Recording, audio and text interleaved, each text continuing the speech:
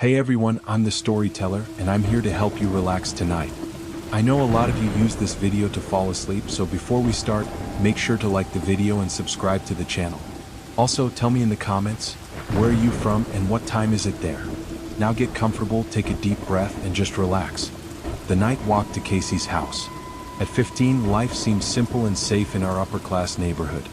The tree-lined streets were quiet, the houses well-maintained with manicured lawns and decorative lighting that made evening walks feel like strolling through a movie set. It was the kind of place where people jogged at dawn, walked their purebred dogs at dusk, and everyone knew everyone else's business, or at least pretended not to. My girlfriend Casey lived just 2 blocks away, a distance that felt both tantalizingly close and appropriately far for teenage romance. Those 2 blocks had become as familiar to me as my own driveway. I knew every crack in the sidewalk, every house's architectural style, every dog that might bark as I passed. The walk to her house had become a nightly ritual, a journey I could make with my eyes closed. This particular Thursday night during spring break, the air carried that perfect temperature that made you want to be outside. Not too hot, not too cold, with just enough of a breeze to carry the scent of blooming jasmine from the gardens I passed. I'd finished my homework early, not that there was much during break, and found myself restless, checking my phone every few minutes for messages that weren't coming fast enough. Finally, around 9:30 p.m., I decided to make the familiar trek to Casey's house. My parents were liberal about curfews, especially during school breaks, trusting me to make good decisions. The neighborhood was safe after all. What could possibly happen in 2 blocks? I texted Casey that I was on my way and stepped out into the night. The street lamps created pools of orange light every 50 feet or so, leaving patches of shadow between them that I'd never really noticed before. Usually, I had earbuds in, music drowning out the ambient sounds of suburbia. But tonight, I'd forgotten them, leaving me unusually aware of my surroundings. The first block passed without incident. I nodded to Mr. Peterson, who was putting his trash cans out for the morning pickup, and waved to the Johnson's cat, who watched me with luminous eyes from their porch railing. Everything was normal, routine, safe. It was as I turned onto the second block that I first heard it, a rustling in the bushes that lined the properties. Not the quick scatter of a cat or the purposeful movement of someone doing yard work, but a deliberate disturbance, as if something was moving parallel to me, hidden by the foliage. I paused for just a moment, tilting my head to listen better. The sound stopped immediately. I chalked it up to urban wildlife. Raccoons were common in the area, and they could be surprisingly noisy. I resumed walking, perhaps a bit faster than before. 20 feet later, the sound returned. This time it was more distinct, the unmistakable sound of branches being pushed aside by something larger than a raccoon. My pace quickened unconsciously, my body responding to a threat my conscious mind was still trying to rationalize away. The bushes in our neighborhood were substantial, part of what gave the area its privacy and charm. Most were 6 feet tall or higher, dense hedges of boxwood and holly that created natural walls between the sidewalk and the houses beyond. Perfect for maintaining property lines. Perfect for concealment. I turned my head without stopping, trying to catch a glimpse of whatever was making the noise. The street appeared empty, just the familiar row of houses with their porch lights glowing warmly, the hedges dark and impenetrable in the shadows between street lamps. The third sound made my skin prickle. The sharp crack of a twig breaking under weight. This wasn't an animal. Animals don't follow people. Animals don't match their pace to yours. I stopped abruptly and spun around, my heart beginning to race. "Hello?" I called out, my voice cracking slightly on the word. "Is someone there?" Silence. Even the usual nighttime sounds, crickets, distant traffic, the hum of air conditioners, seemed to pause. I stood there for what felt like minutes but was probably only seconds, scanning the empty street, the shadows between houses, the dark line of bushes that now seemed less like decoration and more like cover for something sinister. Nothing moved. No one appeared. I was being paranoid, I told myself. Too many horror movies, too many true crime podcasts. This was my neighborhood, my safe haven. These things didn't happen here. I turned and resumed walking, but now my pace was just short of a jog. Casey's house was visible now, just 3 houses away. I could see her bedroom window on the 2nd floor, the familiar glow of her desk lamp creating a beacon of safety. 2 houses away. That's when I heard the footsteps. Not the careful, trying to be quiet steps from before, but quick, light footfalls on pavement. Close. Too close. I broke into a run, fumbling for my phone as I moved. My fingers found Casey's number through muscle memory, and I held the phone to my ear as I ran around the decorative bushes that bordered her driveway. "Hey." Casey's voice was bright, unaware. "Where are you?" "I'm outside," I gasped, not slowing down as I crossed onto her property. "Someone's following me. I keep hearing." "Oh my God, I can see you," she interrupted. I looked up to see her at her bedroom window, waving down at me. I waved back, relief flooding through me as I reached the relative safety of her front porch. "Who's that guy right behind you?" Casey asked, her voice suddenly sharp with concern. The words hit me like ice water. I spun around, and there he was, a grown man, maybe 35 or 40, in a crouch walk position not 10 feet behind me. He'd been following so closely that if I'd stopped suddenly, he would have run into me. His clothes were dark, nondescript, his face partially obscured by a baseball cap pulled low. The scream that tore from my throat was pure instinct, high and terrified. I lunged for the front door, pounding on it with both fists. "Help! Let me in! Let me in!" The man straightened from his crouch and grabbed for me. His hand caught my shoulder, spinning me partially around, and then his arm snaked around my neck in what was clearly meant to be a chokehold. The smell of him, sweat and something else, something chemical, filled my nostrils. But my scream had done its job. The porch light blazed on, and I heard the deadbolt turning. The man's grip loosened for just a moment. Perhaps he realized he was now illuminated, visible, catchable, and I twisted away, leaving my jacket in his hands. He ran. Not back the way we'd come, but across the lawn and into the shadows between houses. By the time Casey's mother yanked the door open, her face a mask of maternal fury and fear, he had vanished into the darkness. I practically fell into the house, Casey rushing down the stairs to meet me. Mrs. Chin, Casey's mom, slammed the door shut and locked it, then immediately went to the window to peer out. "Are you hurt? Did he hurt you?" I was shaking too hard to answer properly, my breath coming in gasps.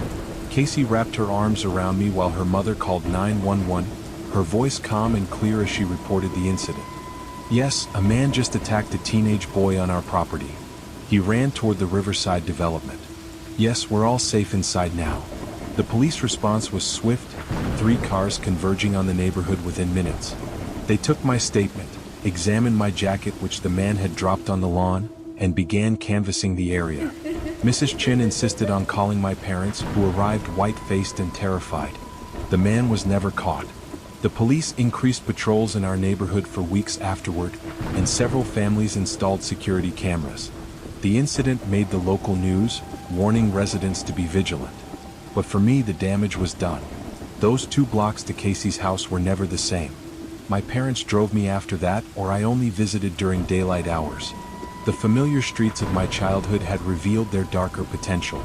I learned that safety is often an illusion, that predators can lurk in the most unlikely places, and that the distance between security and danger can be measured in the seconds it takes to hear footsteps behind you. Casey and I dated for another year before naturally drifting apart, but Mrs. Chin always treated me like a hero for making it to their door that night. I wasn't a hero though. I was just a scared kid who got lucky, who screamed at the right time, who had someone watching from a window at the crucial moment. Sometimes I wonder what would have happened if Casey hadn't been looking out her window, if she hadn't asked about the man behind me. Would I have made it to the door? Would he have dragged me back into the shadows between those beautiful houses? The what-ifs can drive you crazy if you let them. What I know for certain is this: evil doesn't always lurk in dark alleys or abandoned buildings. Sometimes it follows you down familiar streets, hiding behind the very bushes you've passed 100 times, waiting for the one night you forget your earbuds and become aware that you're not alone. The stormy night visitor. There's something about a truly violent storm that makes you feel simultaneously cozy and vulnerable. The walls of your home feel both protective and fragile as wind and rain assault them, testing their strength. On this particular night, the storm was a monster, the kind that knocked out power grids and sent trees crashing through roofs. But our house was solid, built in the 1970s when they still used proper materials and craftsmanship. The lights flickered occasionally but held steady. The heating system hummed reassuringly against the cold October rain. We were safe, warm, and each absorbed in our own activities. I was in my bedroom, the TV volume turned up to compete with the storm. Some mindless action movie played while I half watched, half scrolled through my phone. My parents were in the living room, their laughter occasionally drifting down the hallway as they watched whatever comedy special they'd found. My sister was upstairs in her room, the muffled sounds of her video games barely audible through the ceiling. It was the perfect family evening. Everyone home, everyone safe, everyone content in their own space but comfortingly near. The storm outside only emphasized our security inside. Then came the bang. It wasn't thunder. I knew thunder, and this was different. This was impact, something solid hitting glass with tremendous force. My bedroom window shook in its frame, and I jumped up so fast my phone went flying. Through the rain-blurred glass I could make out a figure. A man pressed against my window, his features distorted by the streams of water running down the pane. He was pounding on the glass with both fists, his mouth open in what looked like a scream I couldn't hear over the storm. My first instinct was to help. Someone was out in this terrible weather, clearly in distress. But something made me hesitate. Maybe it was the hour, past 11 p.m. Maybe it was the way he was hitting the window, not knocking but pounding with a desperation that seemed excessive. Or maybe it was just instinct, that ancient part of the brain that recognizes danger even when logic says otherwise. I cracked the window open just an inch, immediately feeling the cold spray of rain. "What's wrong?" I shouted over the storm. "Let me in," the man screamed back. "I'm hurt. Please, I'm hurt." His voice was raw, desperate. But something was off. If he was hurt, why not go to the front door? Why my bedroom window specifically? And now that I looked closer, I couldn't see any obvious injuries, though the rain and darkness made it hard to tell. "Go around to the front." I yelled back. "I'll meet you there." I slammed the window shut and locked it, then ran to the living room. My dad was already getting up, having heard the commotion. "There's a guy outside," I said quickly. "Says he's hurt, wants to come in." Before my dad could respond, the pounding started at the front door. Not knocking, pounding. The kind of frantic banging that suggested either genuine emergency or something else entirely. Through the door, we could hear muffled shouting, pleas for help. My dad started toward the door, his hand reaching for the deadbolt. That's when I grabbed his arm. "Wait," I said, though I couldn't articulate why. "Something's wrong." "He needs help," my dad said, but he paused, his hand hovering over the lock. That's when the phone rang. We all turned to look at it, an old landline we barely used anymore. The caller ID showed our next-door neighbor's name, Tom Morrison. My dad picked up, his eyes still on the front door where the pounding continued. "Yeah," he said into the phone. Then his face changed. "No fucking way." The pounding intensified as if the man outside could sense our hesitation. My dad hung up and immediately moved away from the door. "Stay back," he told me, his voice tight with controlled fear. Tom saw this guy going through his shed. He came out with an axe. An axe. The word hung in the air like a physical presence. The man outside wasn't hurt. He was armed. My dad moved to the window beside the door, peering through the blinds at an angle. "Jesus," he whispered. "I can see it." The pounding stopped for a moment, then resumed with renewed violence. The door shook in its frame. "Open up," the man screamed. "I know you're in there. Open the fucking door." "I'm calling the police," my dad shouted through the door. "Get off my property before they arrive." There was a moment of silence. Then a sound that made my blood run cold, the scrape of metal against wood as if he was dragging the axe across our door. Testing it. Threatening. My mother had appeared with my sister, both wide-eyed with fear.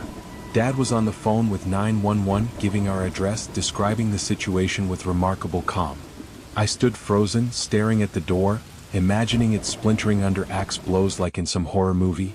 But the attack never came. Maybe he heard the sirens in the distance. Maybe he realized he'd lost the element of surprise. Maybe he simply decided to try elsewhere. Whatever the reason, the next time my dad looked out the window, the man was gone. The police found him 20 minutes later, wandering the streets with the axe still in his hand. He was drenched, wild-eyed, clearly under the influence of something. When they arrested him, he kept insisting he lived in our house, that we were the intruders, that he just wanted to go home. The newspaper article a few days later filled in more details. The man was homeless, with a history of mental illness and drug abuse. He'd been living in the woods behind our neighborhood, watching houses, learning routines. The storm had driven him to seek shelter. But somewhere in his addled mind, the plan had twisted into something more sinister. Tom Morrison became something of a local hero for spotting him and warning us. If he hadn't seen the man in his shed, if he hadn't recognized the danger and called us, I might have convinced my dad to open that door. The image haunts me. What would have happened if we'd let him in? A confused, desperate man with an axe and who knows what intentions? We upgraded our security system after that. Motion lights, cameras, reinforced doors. But more than that, we changed how we saw our home. It wasn't an impenetrable fortress anymore. It was just a structure only as safe as our vigilance could make it. The storm that night eventually passed, leaving broken branches and flooding in its wake. But for our family, it left something else. The knowledge that sometimes the most dangerous storms are the human ones, and that the difference between safety and tragedy can be as thin as a voice on the phone saying, "No fucking way." The voice in the basement. Childhood memories have a way of staying with you, especially the ones that don't make sense. The ones that adults dismiss but that burrow into your mind like splinters, impossible to remove completely. This is one of those memories as clear now as it was when I was 7 years old. It was a typical evening in our suburban home. My favorite cartoon was on, something colorful and loud that held my complete attention. I had the volume up higher than my parents usually allowed, but they were busy somewhere else in the house and hadn't noticed yet. That's when I heard it, cutting through the animated voices and sound effects. My mother calling my name. Not urgently, not angrily, just calling. "David. David, come here." "What?" I called back, not taking my eyes off the screen. No response. The cartoon continued, but I could tell she'd called from somewhere below. We had a fully finished basement, rec room, storage area, even a small bathroom. Mom did laundry down there, stored holiday decorations, sometimes worked on craft projects at the old table we kept in the corner. I heard my name again, clearer this time. "David, come down here, please." With the exaggerated sigh of a put-upon child, I slid off the couch and padded toward the basement stairs. The door was open, which was normal during the day, but the lights were off, which wasn't. Mom never worked in the dark. "Mom?" I called from the top of the stairs. Silence. I flicked the light switch, but nothing happened. The bulb must have burned out. But even in the darkness, I could see the faint glow from the small window wells that let in a little natural light. It wasn't pitch black, just dim and gray. "Mom, where are you?" I called again, taking a few steps down. The wooden stairs creaked under my small weight, a sound I'd heard 1,000 times but which seemed louder in the gloom. Still no answer. I was halfway down now, peering into the basement, trying to spot her. Maybe she was in the storage area behind the furnace? Maybe she was hurt and couldn't answer? That's when I heard it again, and this time something was different. "David, come here." The voice was my mother's, but it was wrong somehow. Too flat. Too careful. Like someone trying very hard to sound like my mother but not quite managing it. I froze on the stairs, one hand gripping the railing. Every instinct in my 7-year-old body screamed danger, though I couldn't have articulated why. The basement suddenly seemed vast and threatening, full of shadows that could hide anything. "David." The voice came again from somewhere near the back of the basement. "Come here, sweetheart." My mother never called me sweetheart. She called me buddy or honey or by my full name when I was in trouble. Never sweetheart. I turned and ran back up the stairs, my feet slipping on the worn wood, my heart pounding so hard I thought it might burst. I slammed the basement door behind me and ran through the house, screaming for my real mother. I found her upstairs in her bedroom, folding laundry. She looked up in alarm as I burst in, tears streaming down my face, babbling about the voice in the basement that sounded like her but wasn't her. She held me while I sobbed out the story, her face growing more concerned with each detail. When I finally calmed down enough to be coherent, she took my hand and led me back downstairs. "Let's go look together," she said, though I could see she was troubled. "No." I pulled against her hand. "Don't go down there." "It's okay," she soothed. "I'm here. We'll just turn on the lights and see." But when we got to the basement door and she flipped the switch, the lights came on immediately. The basement was revealed in all its mundane glory: washing machine, dryer, storage shelves, craft table. Nothing out of place. No one there. She led me down, keeping up a steady stream of reassuring chatter. We looked in every corner, behind every large object. The basement was empty, normal, safe. The window wells were secure. The outside door was locked from the inside, its deadbolt firmly in place. "See," she said, though her smile seemed forced. "Nothing here. Maybe you heard the TV from upstairs, or maybe the neighbors." But I knew what I'd heard. It had been her voice, but not her. Something pretending to be her, calling me into the darkness for reasons I couldn't understand then and can't understand now. My parents dismissed it as childhood imagination, maybe a waking dream or a trick of acoustics. The neighbor's TV through the shared wall, perhaps distorted by the pipes and vents. They had explanations for everything except the one thing I couldn't explain. Why the lights hadn't worked when I tried them but worked fine when my mother did. I never went into that basement alone again. Even as a teenager, even as an adult visiting my parents' house, I always made sure someone else was around. Because deep down, I still believe what I believed then. Something was down there that day, something that knew my name and my mother's voice, something that wanted me to come closer. My parents still live in that house. The basement has been renovated twice since then, turned into a proper family room with carpet and recessed lighting. But I know that doesn't matter. Houses remember things, hold on to them in the spaces between walls and under floors. Sometimes, when I visit and everyone else is asleep, I stand at the top of those stairs and listen. Just in case. Because the 7-year-old in me still wonders what would have happened if I'd gone all the way down, if I'd followed that voice to its source. And the adult in me is grateful I'll never know. Grandpa's evening walk. My grandfather was not a man given to exaggeration or flights of fancy. A Korean War veteran, retired railroad engineer, and lifelong farmer, he dealt in facts and practical matters. So when he finally told me this story on his 85th birthday after a few whiskeys had loosened his usual reserve, I believed every word. Grandpa lived on 40 acres of Michigan farmland with his second wife, Mary Ann. He'd married her 15 years after Grandma passed, finding companionship in their shared love of simple country living. Their days followed a comfortable routine.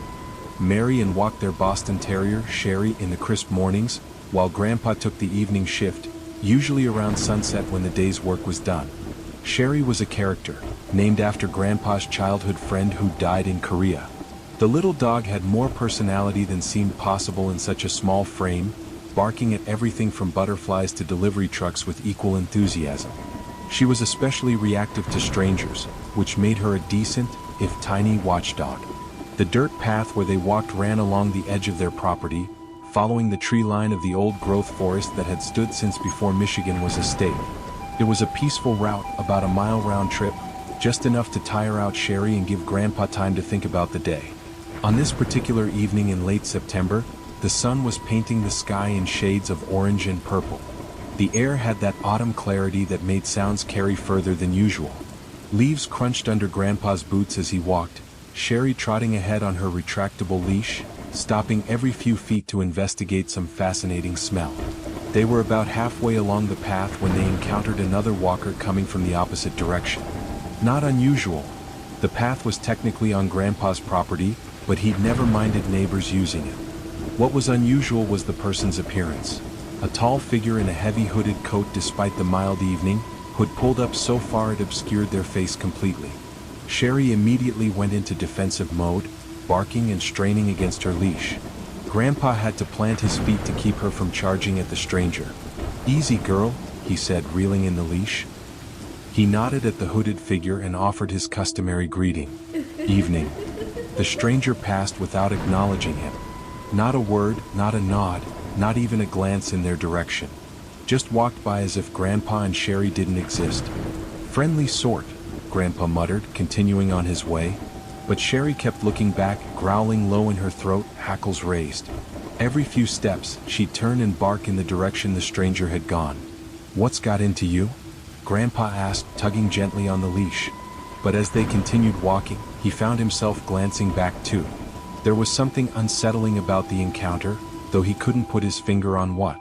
That's when he saw it. The hooded figure had stopped about 50 yards back and was standing behind a large oak tree. Not walking, not resting, just standing there, facing their direction. Watching. Grandpa's hand went instinctively to his coat pocket, feeling for the small canister of pepper spray Mary Ann had insisted he carry. At his age, with bad knees and a hip replacement, running wasn't an option. But he quickened his pace as much as his joints would allow.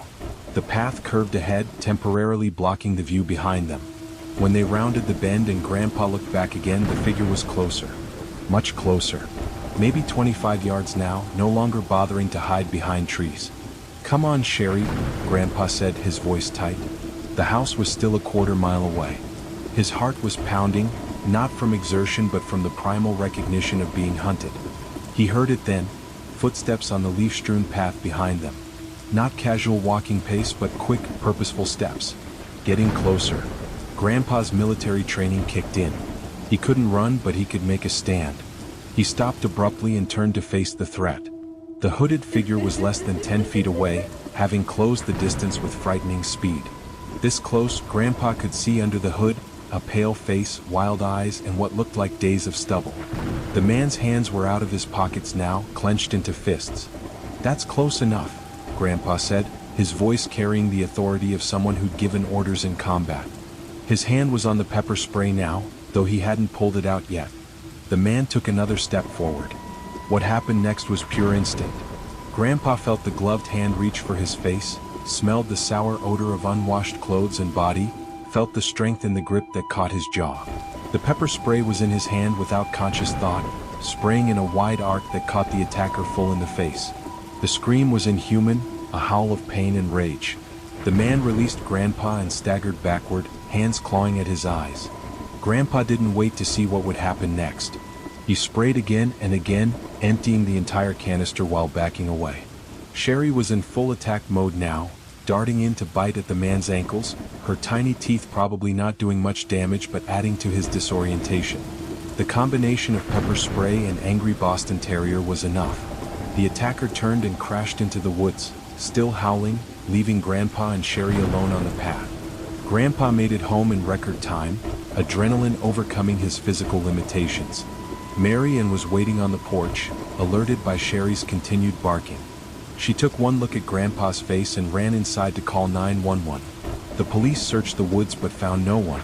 They increased patrols in the rural area and took Grandpa's statement seriously. Assaults on elderly residents were rare but not unheard of.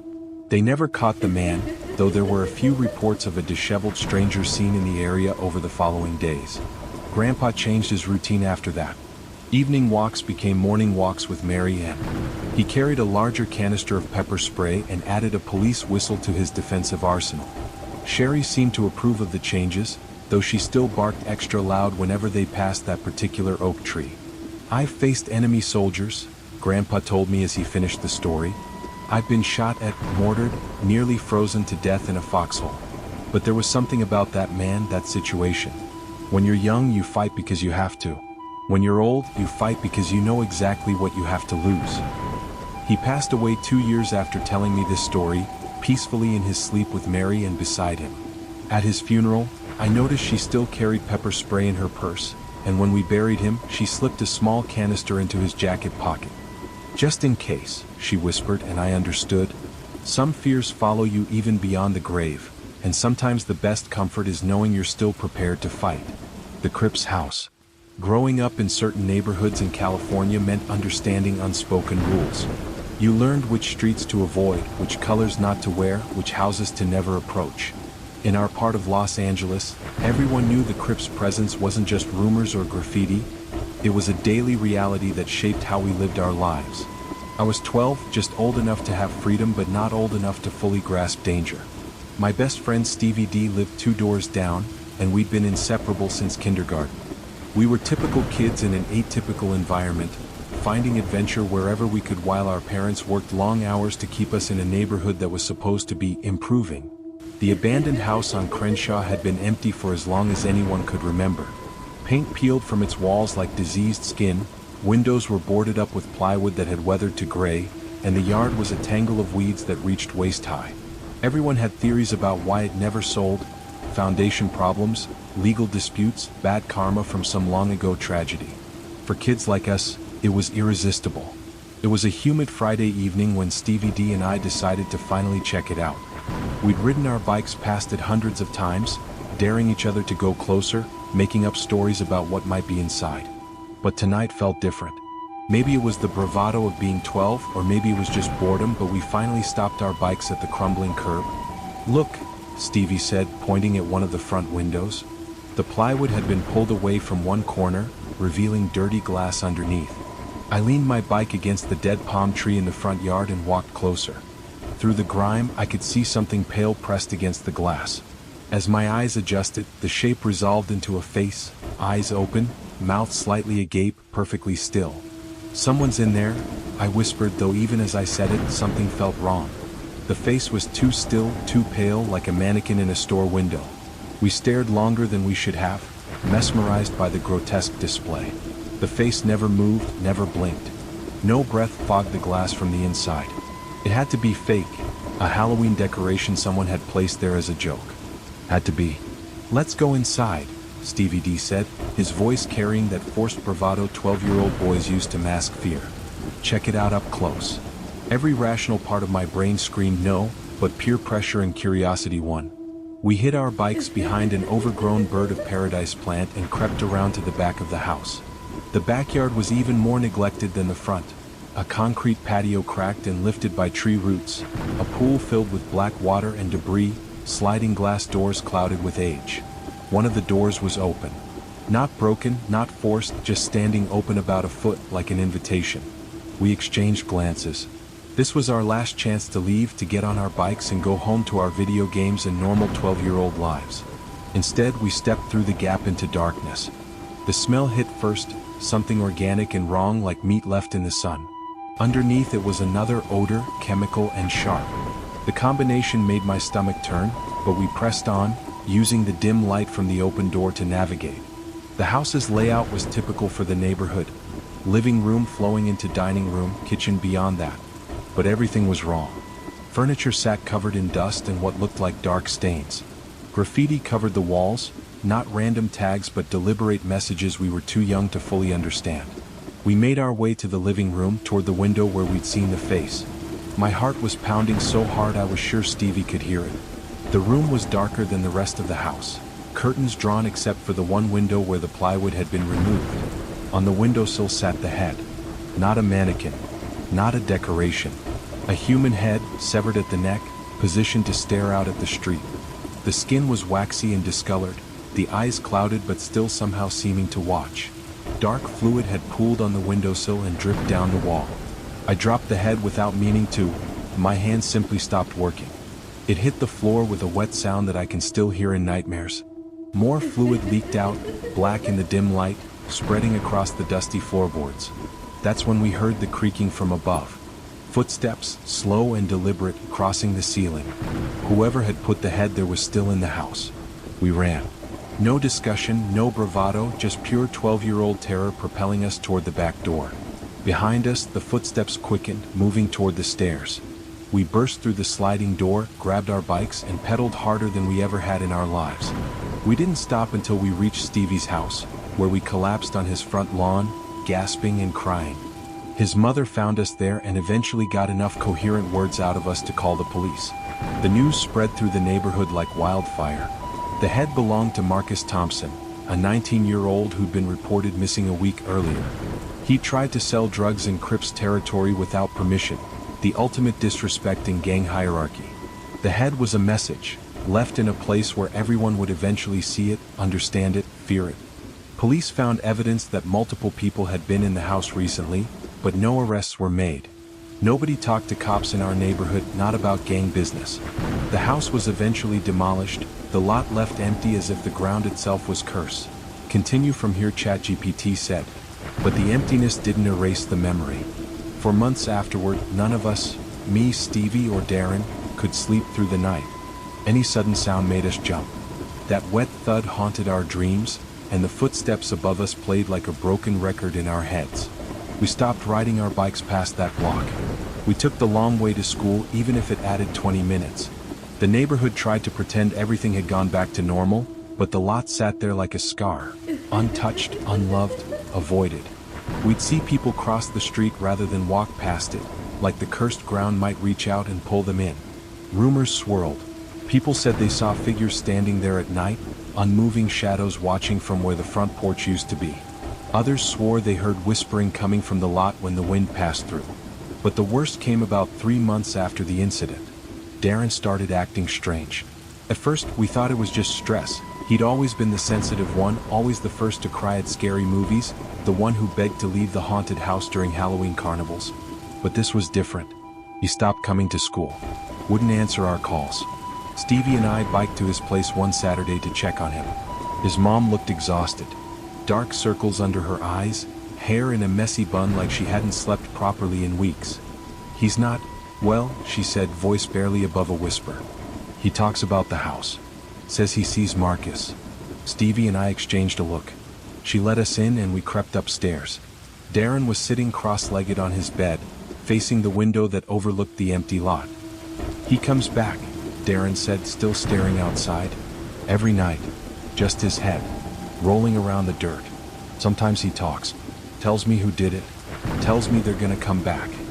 We tried to shake him out of it, joke about it, convince him it was just a nightmare. But Darren didn't laugh. He didn't even blink. "I didn't drop the head," he whispered suddenly, turning to face us with wide, sunken eyes. "You did." I froze. My stomach dropped like a stone. Stevie stepped back, his mouth opening in disbelief. "You dropped it," Darren repeated. "You let him wake up."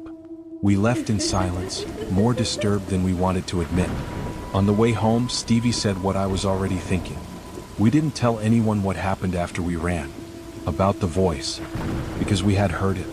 Just before we reached the back door, right as the footsteps hit the stairs, a voice had echoed down the hallway, low, hoarse, wet. "You shouldn't have come here." I hadn't said it aloud since that night. Neither had Stevie. But somehow Darren knew.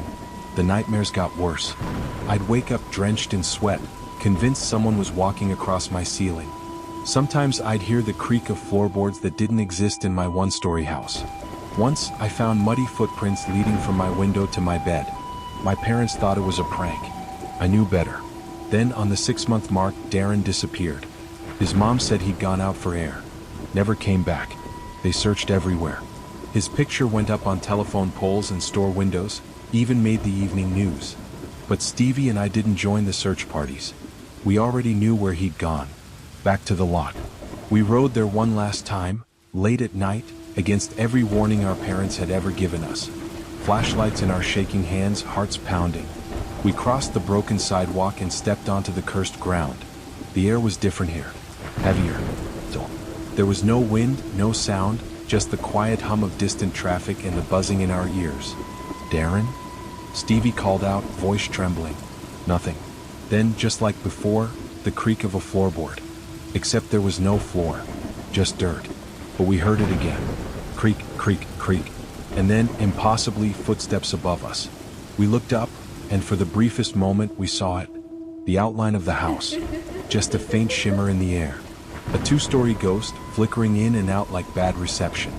And standing in the second-floor window, a headless shadow. We ran. Of course we ran. But the footsteps followed. Now it's been years. I moved far away, went to college, got a job. But sometimes I still dream of that night. Of Darren. Of the voice. And 2 weeks ago I got a package. No return address. Just a small box wrapped in newspaper. Inside was a photo of me, Stevie, Darren, taken in front of the house when it was still standing. On the back, written in messy black ink. "You never left. You're still inside." And now, at night, I hear the creaking again. Roommate from hell. It was the beginning of my freshman year at university, a moment I had been anticipating for months. I just finished unloading the last box into my dorm room, still a bit out of breath from the trek up 3 flights of stairs. My family stood at the door, lingering for a final goodbye.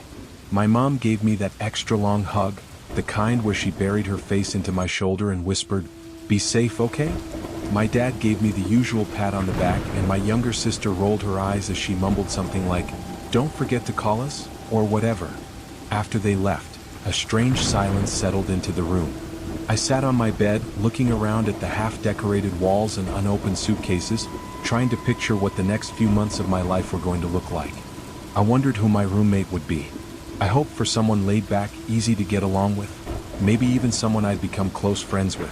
That seemed like a realistic hope, right? Later that same day, just as the light outside began to turn a golden hue, the door creaked open.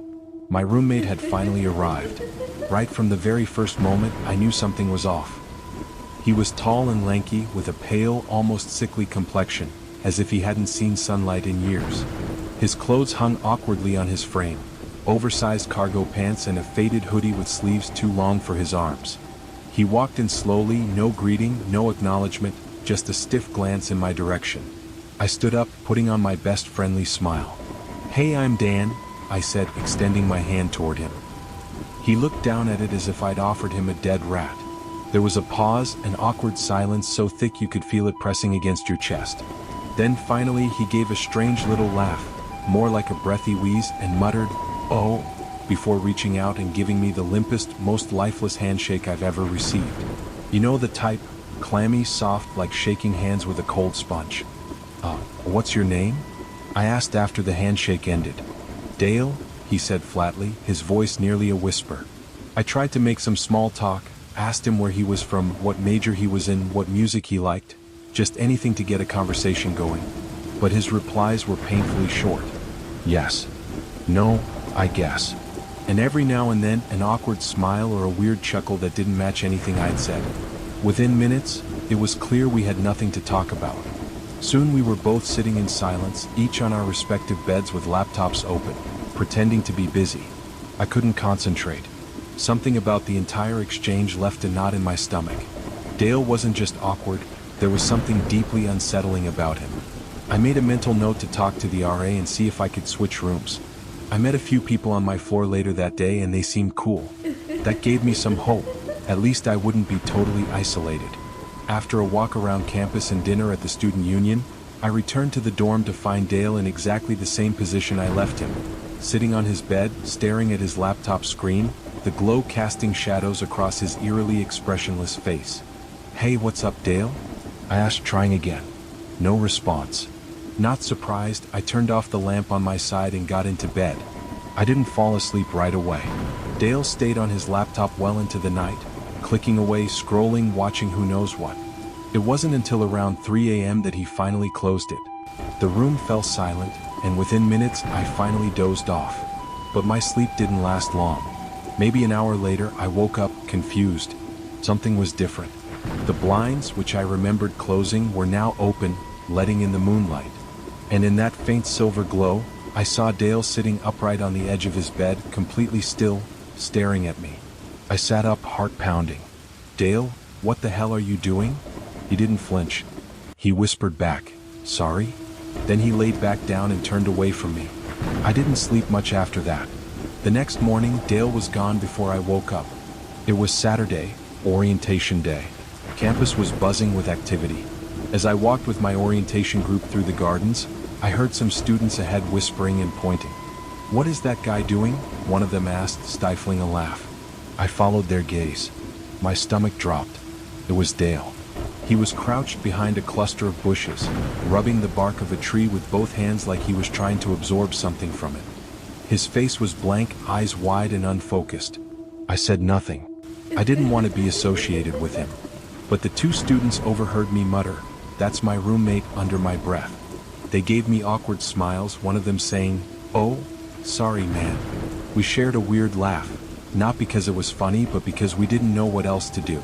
Later that evening, I found out the university had reassigned me a new roommate. I nearly jumped with joy. That night, before moving into my new room the next morning, I went out to meet the two students I'd talked to earlier. It felt like things were finally looking up. When I returned to the dorm around midnight, Dale was sitting on his desk chair, facing the door as if he'd been waiting, just staring. "Oh hey," I said nervously. "Nothing," he replied flatly, though I hadn't asked a question.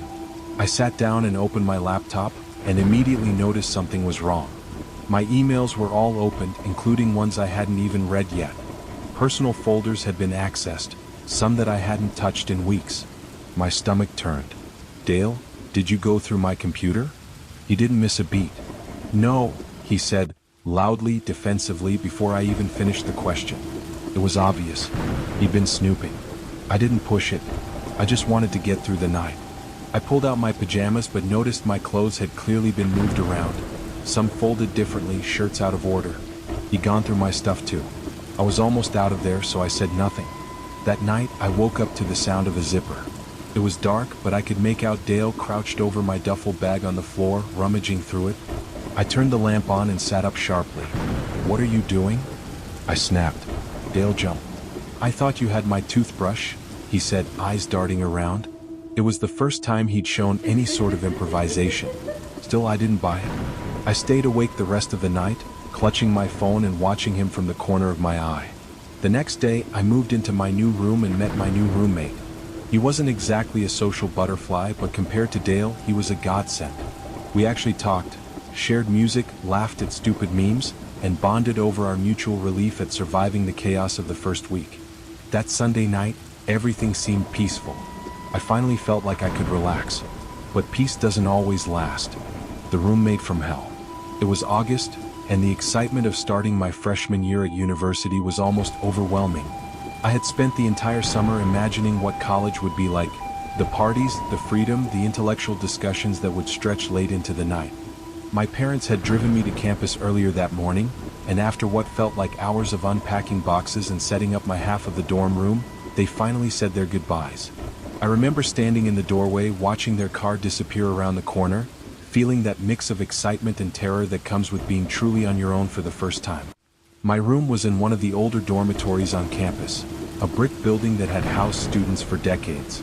The walls were thick and the windows were small and high up, giving the whole place a somewhat institutional feel. But I didn't care, it was mine, or at least half of it was. I had arranged my books on the shelf, hung up a few posters, and set up my computer on the desk that would become my second home over the next several months. I was sitting on my bed, scrolling through my phone and trying to process the fact that I was actually here, when I heard footsteps in the hallway. They stopped right outside my door and I heard the jingle of keys. My roommate had arrived. When the door opened, I got my first look at Dale. He was tall and lanky, with greasy hair that looked like it hadn't been washed in weeks. His clothes were wrinkled and ill-fitting, and he carried himself with the awkward posture of someone who had never been comfortable in their own skin. But it was his eyes that I noticed first. They had this vacant, almost glassy quality that made me immediately uncomfortable. I stood up, plastering on my best friendly smile, and extended my hand. "Hey, I'm Dan. You must be my roommate." Dale paused in the doorway, several large duffel bags hanging from his shoulders. He looked down at my outstretched hand as if it were some foreign object he'd never encountered before. For a moment, I thought he might just ignore it completely, but then he let out this awkward laugh. Not a genuine laugh, but the kind of forced chuckle people make when they're trying to seem normal but don't quite know how. "Oh," he said, and shifted his bags to one arm so he could shake my hand. The handshake was one of the worst I'd ever experienced, completely limp, almost cold, like shaking hands with a dead fish. His palm was clammy, and he held on just a fraction of a second too long before letting go. "I'm Dale," he said, but only after I had to ask him directly for his name. He didn't seem to understand that introducing yourself is typically a mutual exchange. I tried to make conversation as he unpacked his things, asking him where he was from, what he planned to study, the usual getting-to-know-you questions that roommates ask each other. But Dale's responses were monosyllabic at best.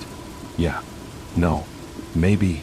Occasionally he would let out that same awkward laugh, but it never seemed connected to anything remotely funny.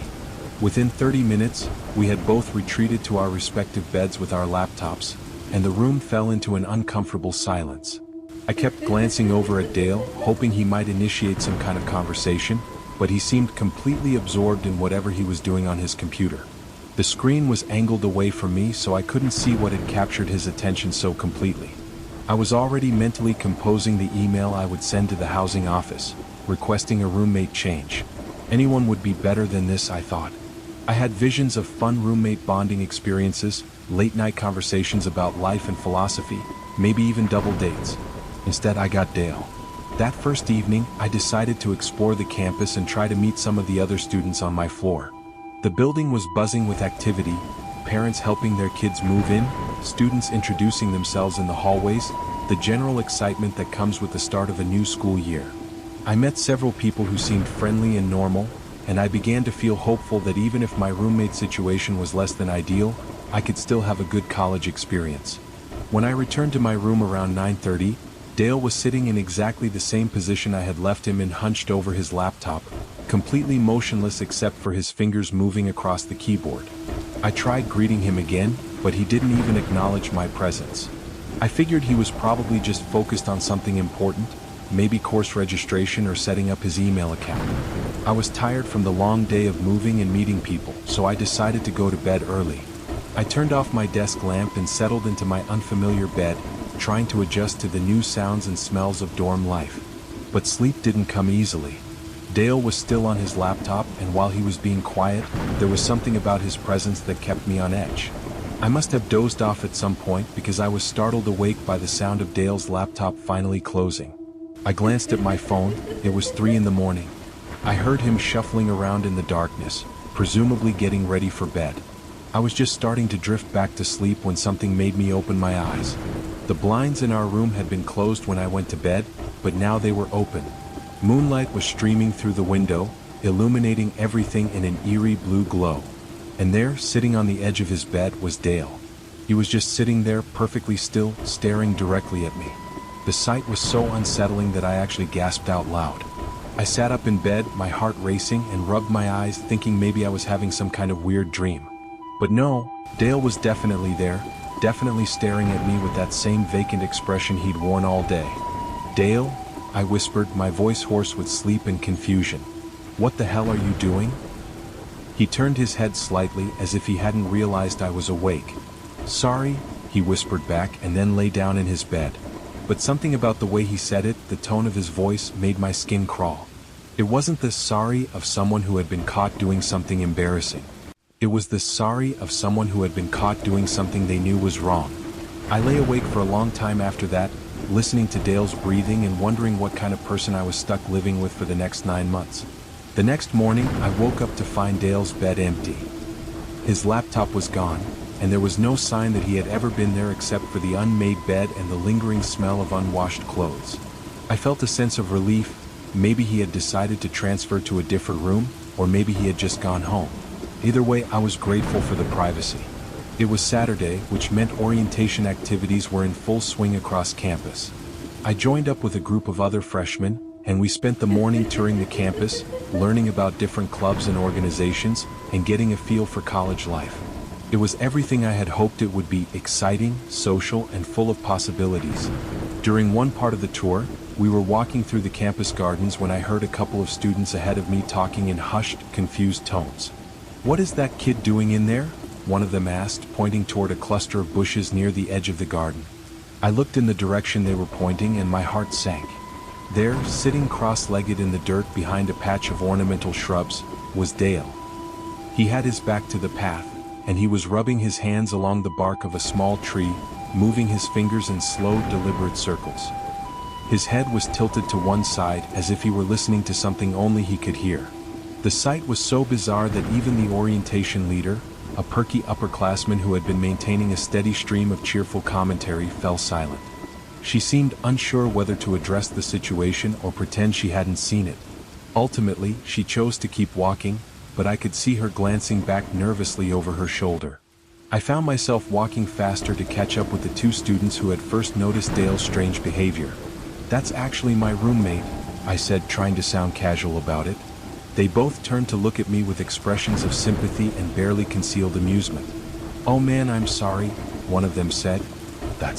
That's really weird, dude." We ended up hanging out for the rest of the orientation activities, and I learned that their names were Jake and Mike. They were both from the same hometown about 3 hours away, and they had requested to be roommates. I found myself feeling envious of their easy friendship and wondering what it would be like to have a roommate who was actually a friend. That evening, Jake and Mike invited me to hang out in one of their rooms. We ordered pizza and spent hours talking about our expectations for college, our majors, and our hometowns. It was exactly the kind of college experience I had been hoping for, and I was grateful to have found some normal people to befriend. When I got back to my room around midnight, I was in a good mood for the first time since arriving on campus. But that mood evaporated the moment I opened my door. Dale was sitting in his desk chair, which he had turned around to face the door. He was just sitting there, waiting as if he had been in that position for hours. "Oh hey," I said, trying to sound casual despite the fact that his behavior was deeply unsettling. "What's up?" "Nothing," he replied in that same flat, emotionless tone he used for everything.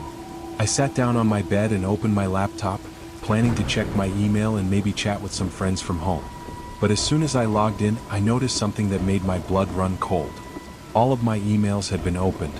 Not just the new ones, but emails that had been sitting in my inbox for weeks, emails that I was certain I had never bothered to read. I clicked through my folders, and it became clear that someone had been systematically going through my entire computer. My photo folders had been opened, my documents had been accessed, even my browser history had been viewed. There was only one person who could have done this. I turned to look at Dale, who was still sitting in his chair, still staring at me with that blank expression. "Dale," I said, trying to keep my voice steady, "did you use my computer while I was out?" "No," he said immediately, so quickly that it was obvious he had been expecting the question. His response was loud and defensive, completely different from his usual monotone whisper. I knew he was lying, but I also knew there was no point in pursuing it. What was I going to do? Demand that he confess? Report him to the resident advisor? I had no proof beyond my own suspicions, and Dale seemed like the type of person who would deny everything no matter what evidence was presented. Instead, I decided to just be more careful about locking my computer in the future. I changed my password and made sure my laptop was closed whenever I left the room. But the violation of my privacy left me feeling uneasy and vulnerable in what was supposed to be my safe space. That night, as I was getting ready for bed, I noticed that my clothes seemed to have been disturbed as well. My dresser drawers weren't quite closed all the way, and my shirts were folded differently than I remembered. It was subtle, but I had always been particular about how I organized my things, and I was certain that someone had been going through my belongings. I was already planning to request a room change on Monday, so I decided not to confront Dale about this additional violation. I just wanted to get through the weekend without any more incidents. But Dale had other plans. I woke up in the middle of the night to the sound of a zipper being slowly opened. I lay still for a moment, listening, trying to figure out what was happening. Then I heard the soft rustling of fabric and the unmistakable sound of someone going through a bag or suitcase. I sat up quickly and turned on my desk lamp. Dale was kneeling on the floor next to my bed, his hands deep inside my duffel bag. He looked up at me with that same vacant expression, as if being caught red-handed was just a minor inconvenience. "What the hell are you doing?" I demanded, my voice shaking with a mixture of anger and fear. Dale didn't miss a beat. "I think you have my toothbrush by mistake," he said, his voice perfectly calm and matter-of-fact. It was the most coherent sentence he had spoken since I met him, and it was obviously a lie. I knew he was lying, and he knew I knew he was lying, but there was something about his demeanor that made me reluctant to push the issue.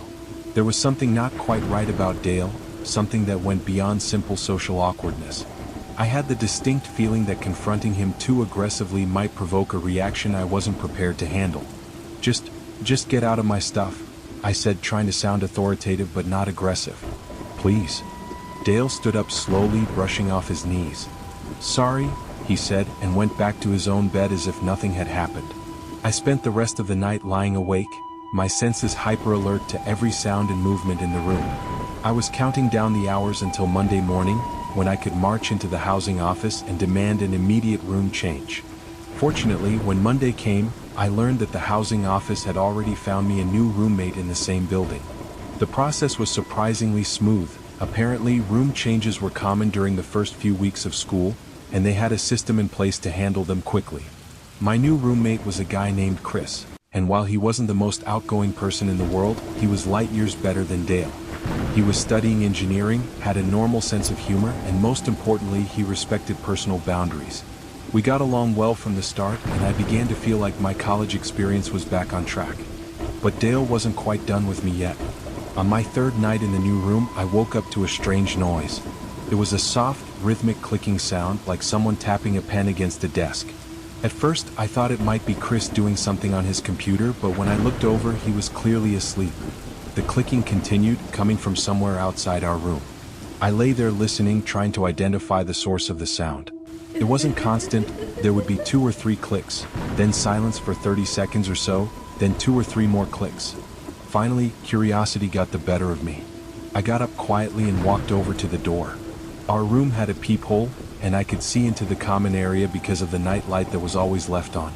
What I saw made my blood run cold. There was someone standing right outside our door. I could only see the top of their head. They were looking down at something, but I could tell it was a person. And as I watched, I realized that the clicking sounds were coming from the door handle. Someone was trying to pick the lock. I didn't hesitate. I grabbed my phone and dialed campus security. My hands were shaking as I whispered into the phone, explaining that someone was trying to break into my room. The dispatcher assured me that officers were on their way and told me to stay inside until they arrived.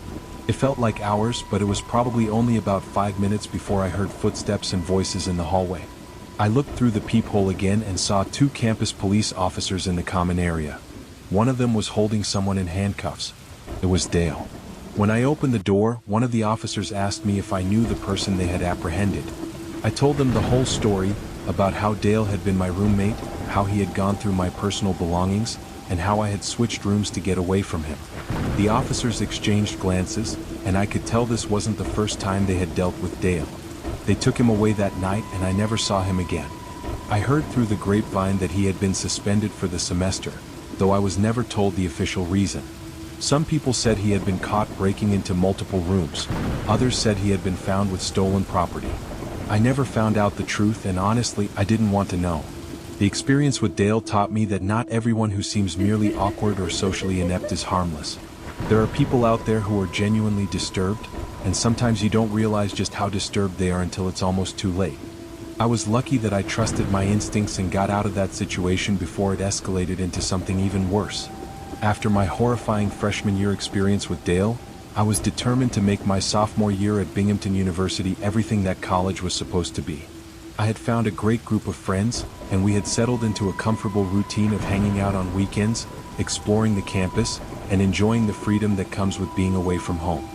Binghamton's campus was beautiful, especially in the fall when the leaves changed colors and the air became crisp and clear. The university was situated in a valley surrounded by rolling hills and dense forests, and there were several nature preserves and hiking trails that students could explore. It was the perfect setting for outdoor adventures, and my friends and I took full advantage of it. There was one spot in particular that we had discovered early in the semester, a small clearing on the far side of the campus lake, tucked away in a section of the nature preserve that was rarely visited by other students. It was the perfect place for a bonfire, far enough from the main campus that we didn't have to worry about campus security, but close enough that we could easily walk back to our dorms. The clearing was surrounded by tall pine trees and thick underbrush, creating a natural barrier that made it feel like our own private outdoor living room. We had dragged a few logs into the area to serve as benches, and we kept a small cache of firewood hidden under a tarp behind one of the larger trees. It was our secret spot, and we were proud of having found it. On this particular Friday night in October, 3 of us had decided to head out to the clearing for what we like to call a bro session. Just a few beers, a fire, and good conversation under the stars. The 3 of us were tight. We had been friends since the beginning of the school year, and we had that easy camaraderie that comes from spending almost every weekend together. My friend Marcus was the most outgoing of our group, always the first to strike up a conversation with strangers or suggest a new adventure. He was studying business and had plans to start his own company after graduation. He was the kind of person who could make friends anywhere, and he had a laugh that was absolutely infectious. My other friend, Tyler, was quieter but had a sharp wit and an encyclopedic knowledge of movies and music. He was studying film and was always carrying around a vintage camera, documenting our adventures with the kind of artistic eye that made even our most mundane activities look cinematic. He was the one who had actually discovered our secret clearing while exploring the nature preserve with his camera. The 3 of us had been looking forward to this night all week. We had all had midterm exams, and the stress of academic life was starting to wear on us. The plan was simple: grab some beers, build a fire, and just relax for a few hours before diving back into our studies. We met up at my dorm around 8 o'clock, loaded up a backpack with a 12-pack of beer and some snacks, and headed out into the cool October night. The walk to the clearing took about 20 minutes, following a winding path through the woods that we knew by heart. The moon was nearly full, casting everything in a pale silver light that made the forest look both beautiful and slightly mysterious. When we reached the clearing, we set about our usual routine. Marcus gathered kindling while Tyler arranged the logs we had left from our previous visit. I unpacked the beer and set up our makeshift seating area.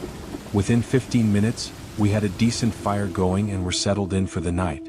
The conversation flowed as easily as the beer. We talked about our classes, our professors, our plans for the future. Marcus regaled us with stories from his latest disastrous date, while Tyler shared his theories about the hidden meanings in classic films. It was exactly what we all needed, a chance to decompress and enjoy each other's company. As the night wore on, the alcohol began to take effect, and our conversation became increasingly silly and philosophical. We found ourselves debating the meaning of life, the possibility of alien life, and whether hot dogs were sandwiches. At one point, Marcus was laughing so hard at something Tyler had said that he actually fell off his log and rolled around in the leaves, which only made us laugh even harder.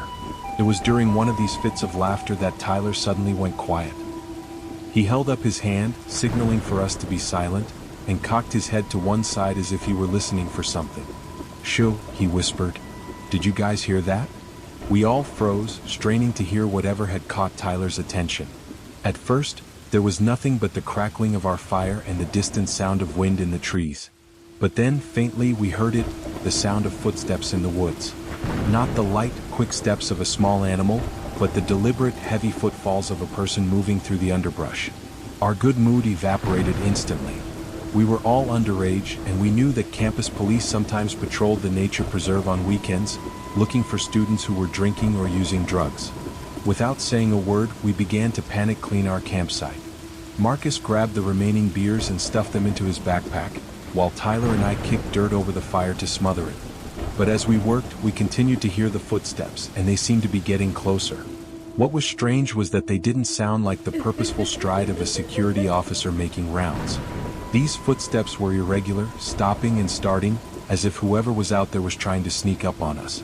The three of us huddled together in the now darkened clearing, our hearts racing from a combination of alcohol and adrenaline.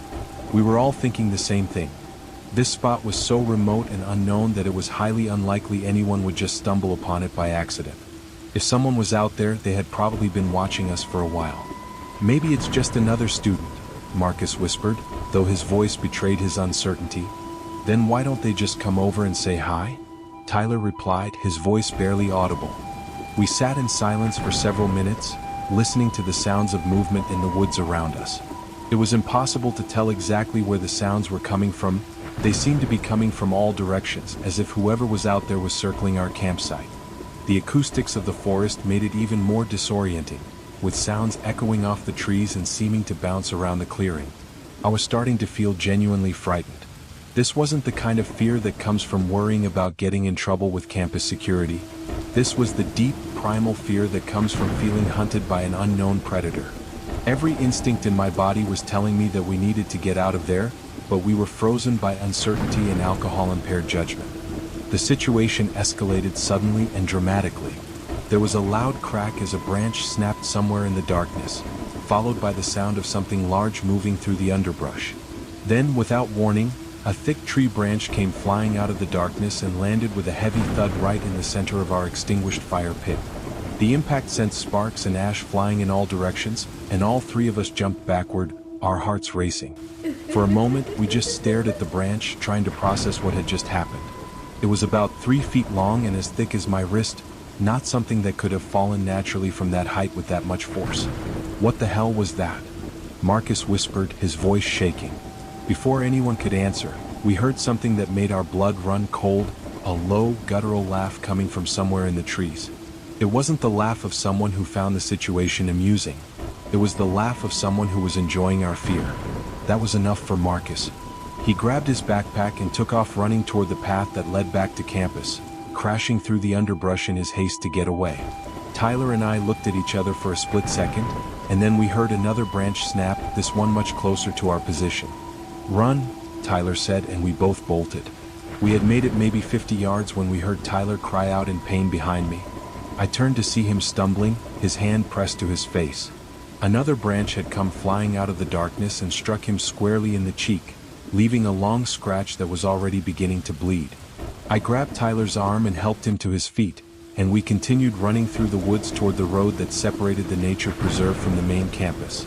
Behind us, we could hear the sound of footsteps, not running, but walking quickly, as if whoever was following us was confident they could keep up without hurrying. By the time we reached the road, we were both breathing heavily and covered in sweat despite the cool night air. We stopped to catch our breath and looked back toward the woods.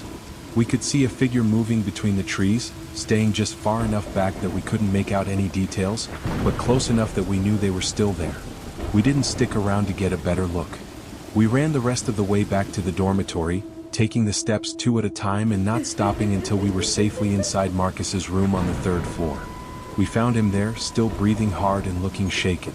"Are you guys okay?" he asked when he saw Tyler's scratched face.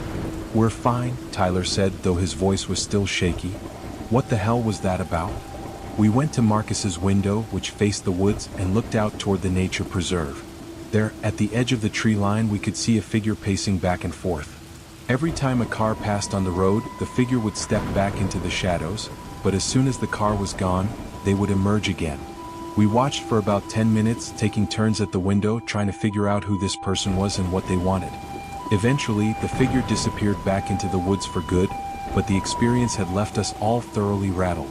Within half an hour, we were back to drinking and laughing, telling ourselves that it was probably just another student playing a prank. But the next morning, when we were all sober and thinking clearly, we realized how genuinely terrifying the experience had been. Someone had been stalking us in the woods, throwing branches at us and following us when we tried to leave. If it was a prank, it was a dangerous one that could have seriously hurt someone. None of us ever went back to that clearing after dark. We found other places to hang out, other ways to spend our weekend nights. But sometimes, when I'm walking alone at night, I still find myself looking over my shoulder, wondering if there's someone out there in the darkness, watching and waiting for the right moment to strike. Story 3, The Underground Fraternity. My freshman year at the University of Iowa was supposed to be a fresh start, a chance to reinvent myself and experience everything college had to offer. My roommate, Josh, was completely focused on rushing a fraternity, and he had convinced me to accompany him to some of the rush events. I wasn't particularly interested in joining a fraternity myself, but I figured it would be a good way to meet people and experience the famous party scene that Iowa was known for. Josh was the kind of person who had his entire college experience mapped out before he even set foot on campus. He wanted to join a fraternity, graduate with a business degree, and land a job at a Fortune 500 company. He was ambitious and social, and he had done extensive research on the various fraternities on campus, ranking them by prestige, social influence, and alumni connections. The official rush week wasn't supposed to start until the following week, but Josh had learned that some of the fraternities hosted unofficial parties during the first week of school as a way to get an early look at potential pledges. He had managed to get us invited to parties at 3 different houses, a top-tier fraternity on Thursday, a mid-tier one on Friday, and what he called a safety school fraternity on Saturday. The Thursday night party was exactly what I had expected from a college fraternity: a beautiful house near campus, well-dressed guys, attractive girls, and an atmosphere of controlled chaos that suggested these people knew how to have a good time without getting too out of hand. Josh was in his element, working the room and making connections with current members who might put in a good word for him during the official rush process. The Friday night party was similar, though the house was a bit smaller and the crowd was a bit less polished. Still, it was a fun night, and I was beginning to understand the appeal of fraternity life. There was something to be said for having a built-in social network and a guaranteed place to party every weekend. But it was the Saturday night party that would become the most terrifying experience of my college career.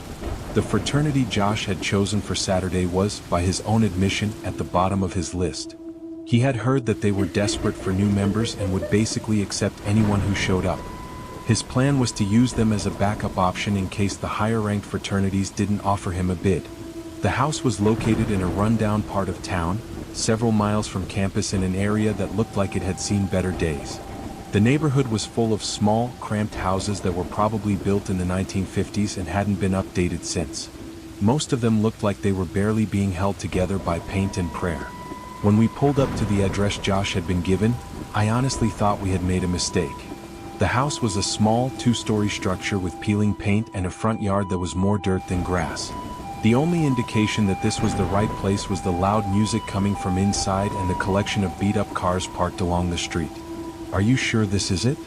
I asked Josh as we sat in his car, both of us staring at the depressing sight in front of us. "This is the address they gave me," Josh replied, though he sounded uncertain. "I guess they're not as established as the other fraternities." We knocked on the front door, and it was opened by a short, heavy-set guy wearing a stained white t-shirt and basketball shorts. He had the kind of hygiene issues that suggested he might not have showered in several days, and his shirt was soaked with sweat stains around the armpits and collar. "You guys here for the party?" he asked, holding a red Solo cup that smelled like cheap beer.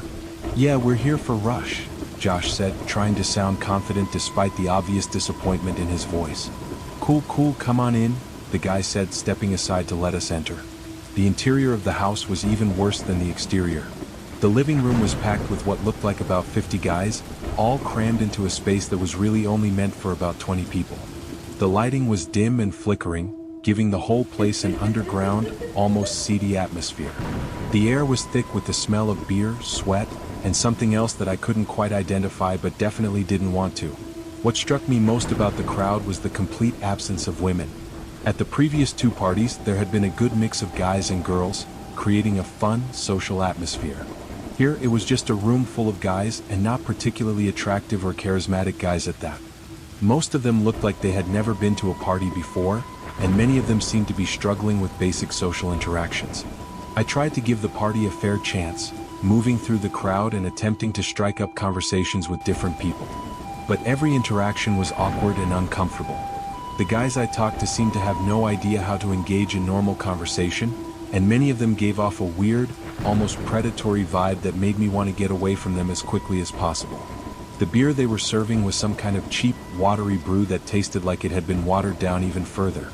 I found myself drinking more than I usually would, partly because I was nervous and partly because I was hoping the alcohol would make the experience more tolerable. After about 20 minutes, I caught Josh's eye and nodded toward the door, hoping he would take the hint that I was ready to leave. But there was a large group of guys standing near the entrance, and they were engaged in what looked like an intense conversation. Josh and I decided to wait a few more minutes to avoid the awkwardness of pushing past them. It was during this waiting period that my night took a turn for the worse. A large guy approached me with a small bottle in his hand. It looked like one of those airplane bottles of liquor that you can buy at the store. "Hey man," he said, handing me the bottle with a grin that didn't reach his eyes. "Try this. It'll get you fucked up real quick."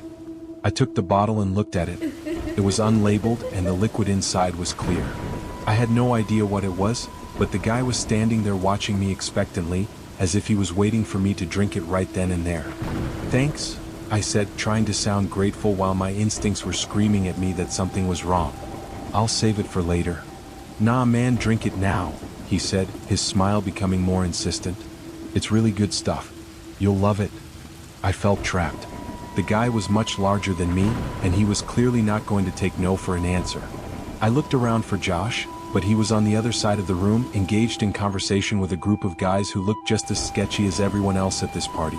Against my better judgment, I unscrewed the cap and drank the contents of the bottle. It burned going down, and it tasted like nothing I had ever had before, not quite like vodka, not quite like grain alcohol, but something altogether more complex and unsettling. There was a metallic undertone that made my teeth ache, and an aftertaste that seemed to shift and change even as I swallowed. The liquid settled in my stomach like liquid fire, radiating warmth that quickly turned to an uncomfortable heat. My vision blurred momentarily, and I had to steady myself against the workbench where I'd found the unmarked bottle. The garage around me seemed to pulse with each heartbeat, the familiar clutter of tools and boxes taking on an almost sinister quality in the dim light. I should have known better. The bottle had been hidden behind a stack of old paint cans, deliberately concealed, and the handwritten label had been too faded to read clearly. But curiosity had gotten the better of me, as it always did. Now, as the burning sensation spread through my chest and up into my throat, I wondered what exactly I had just consumed. The taste lingered, evolving into something almost medicinal, with hints of copper and something else I couldn't identify, something organic and earthy that made my stomach churn. I stumbled toward the door, suddenly desperate for fresh air, as the garage walls seemed to close in around me. Whatever was in that bottle, it definitely wasn't meant for drinking. The rental house that watched back. Last summer, something happened that completely changed how I view vacation rentals, and honestly, it's made me terrified to travel anywhere new. My name is Jessica, and what started as a perfect family getaway turned into a nightmare that still haunts me every single day. My family, that's me, my parents, and my 16-year-old sister Emily, had been planning this beach vacation for months. We'd saved up, requested time off work, and were absolutely thrilled about our 2-week escape from the mundane routine of our everyday lives. We found what seemed like the perfect rental on one of those popular vacation apps. The listing was gorgeous. A charming 2-story beach house with massive windows overlooking the ocean, a spacious deck perfect for morning coffee, and all the amenities we could want. The photos showed sun-drenched rooms with comfortable furnishings, a modern kitchen, and that incredible ocean view we'd been dreaming about. The reviews were glowing. Previous guests raved about the location, the cleanliness, and the responsive property owner. Everything seemed absolutely perfect, almost too good to be true. And as we would later discover, it really was too good to be true. The drive to the coast was filled with excitement. Emily had her playlist blaring, my parents were already discussing which restaurants to try, and I couldn't stop thinking about lazy days on the beach. There was only one minor annoyance. I'd forgotten to pack my favorite hoodie, the soft gray one I'd had since high school. Instead, I was stuck with this scratchy, uncomfortable sweater my mom had thrown in at the last minute. It seems like such a trivial detail now, but I remember being genuinely bummed about it. When we first pulled up to the house, it was even more beautiful than the photos suggested. The white clapboard siding gleamed in the afternoon sun, the wraparound porch was adorned with hanging baskets of colorful flowers, and the sound of waves crashing just beyond the sand dunes created the perfect soundtrack for our arrival. The air was thick with the smell of salt and sunscreen, and I could already picture myself reading on that deck with a cold drink in hand. The first few days were absolutely magical. We fell into the perfect vacation rhythm, swimming in the ocean until our fingers were pruned, grilling hamburgers and hot dogs on the deck while watching the sunset paint the sky in brilliant oranges and pinks, and playing card games late into the night with the windows open, letting that cool ocean breeze wash over us. My sister Emily was in her element, constantly taking photos for her Instagram and dragging us all down to the beach for impromptu photo shoots. But then, subtle things began to feel off. It started with sounds. At night, when the house should have been quiet except for the distant sound of waves, I'd hear this faint, persistent humming. It was like a fan running somewhere in the house, but we checked all the bathrooms and bedrooms and none of the ceiling fans were on. The windows were open, letting in that beautiful ocean breeze, so there was no need for air conditioning. My dad, ever the practical one, dismissed it immediately. "It's probably just the refrigerator," he said, barely looking up from his book. "Old appliances make weird noises." But I knew what a refrigerator sounded like, and this wasn't it. This was something else entirely, a constant, low-level hum that seemed to come from within the walls themselves. Then there were the picture frames. Every single morning, without fail, the artwork hanging throughout the house would be slightly crooked. Not dramatically askew, just tilted enough to be noticeable.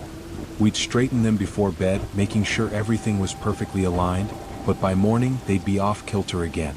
It was like someone was moving through the house at night, bumping into the walls, disturbing the carefully arranged decor. Emily, who's always been the curious one in our family, started getting really interested in these little mysteries. She's the type of person who can't leave a puzzle unsolved, who has to know the answer to every question. One evening, while we were all relaxing on the deck after dinner, she went inside to grab her phone and came running back out, practically vibrating with excitement. "You guys need to see this," she said, her voice tight with a mixture of fear and fascination. She led us to her bedroom, which was decorated in soft blues and whites with nautical touches, the perfect coastal retreat. But Emily wasn't interested in the decor. She was pointing at the wall behind a large framed print of a lighthouse. "Look at this," she said, moving the frame slightly to reveal a tiny hole drilled into the wall. It was perfectly round, about the size of a pencil eraser, and positioned at just the right height to peer into the room. My heart started racing immediately. This wasn't some random hole from hanging pictures or mounting a TV. This was deliberate, strategic, hidden. I tried to rationalize it, to find some innocent explanation. Maybe it was old wiring or a mounting point for some long-removed fixture. But Emily was already moving to the other bedrooms, and what we found made my blood run cold. Every single bedroom had them, small, carefully concealed holes hidden behind picture frames, mirrors, and decorative elements. They were positioned at eye level, angled perfectly to capture the entire room. My mind was racing, trying to process what we were seeing. I found myself focusing on random, irrelevant details, like how my neighbor's kid always leaves his skateboard in our driveway back home, or how I'd forgotten to water my plants before we left. My brain was desperately trying to avoid the obvious, terrifying conclusion that was staring us in the face. Emily, bless her persistent heart, wasn't satisfied with just finding the holes. She got down on her hands and knees, crawling under her bed like she was searching for monsters. And in a way she was. What she found was worse than any childhood nightmare. "There's a loose floorboard here," she called out, her voice muffled. "It's like a hidden compartment or something." I wanted to tell her to leave it alone, to stop digging, but I knew Emily well enough to know that wasn't going to happen. She pried up the floorboard with her fingernails, and what we found underneath will haunt me for the rest of my life. It was a sophisticated recording setup. Wires snaked through the floor joists, connecting to a small black box that was warm to the touch, clearly active and running. There were multiple memory cards, each one carefully labeled with dates: 2018, 2019, 2020, 2021, 2022, 2023, and most disturbingly, several from this year. The most recent one was dated just 2 weeks ago. The black box had a small red light that blinked steadily like a heartbeat. It was recording us right there in that moment.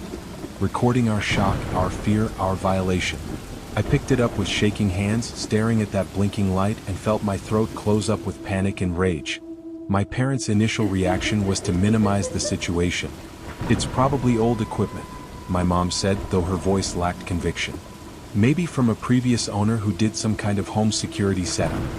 But the equipment was warm, actively running, clearly not some forgotten relic from years past.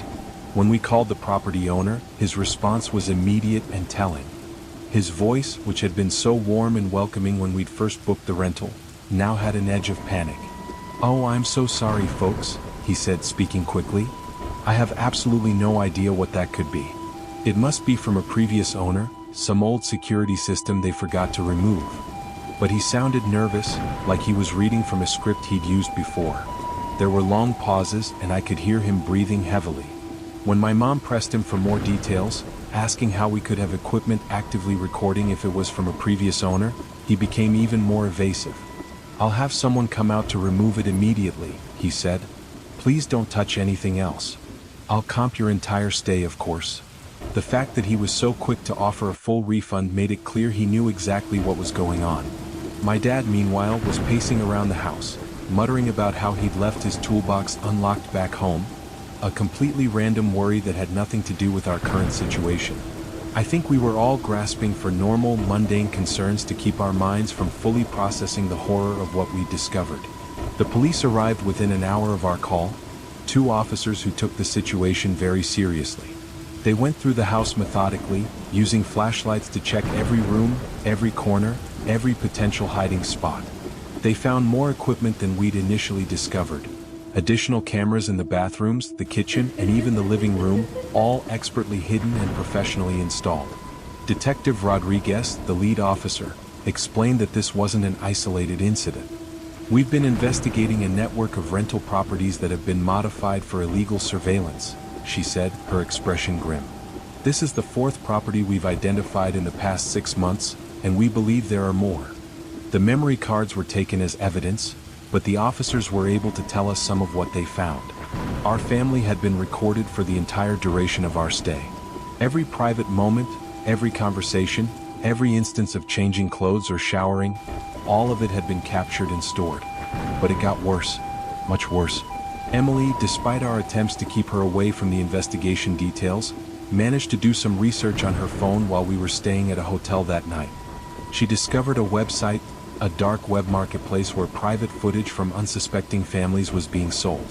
And there we were, listed by name. Our full names, our home address in Alabama, and a description that made my stomach turn: live summer vacation footage, family of 4, premium content. There was a price tag attached to our privacy, our dignity, our most intimate moments. We weren't people to whoever was running this operation. We were a product, a commodity to be sold to the highest bidder. The investigation revealed that the network was much larger than anyone had initially suspected. Dozens of rental properties across multiple states had been compromised, and thousands of families had been secretly recorded.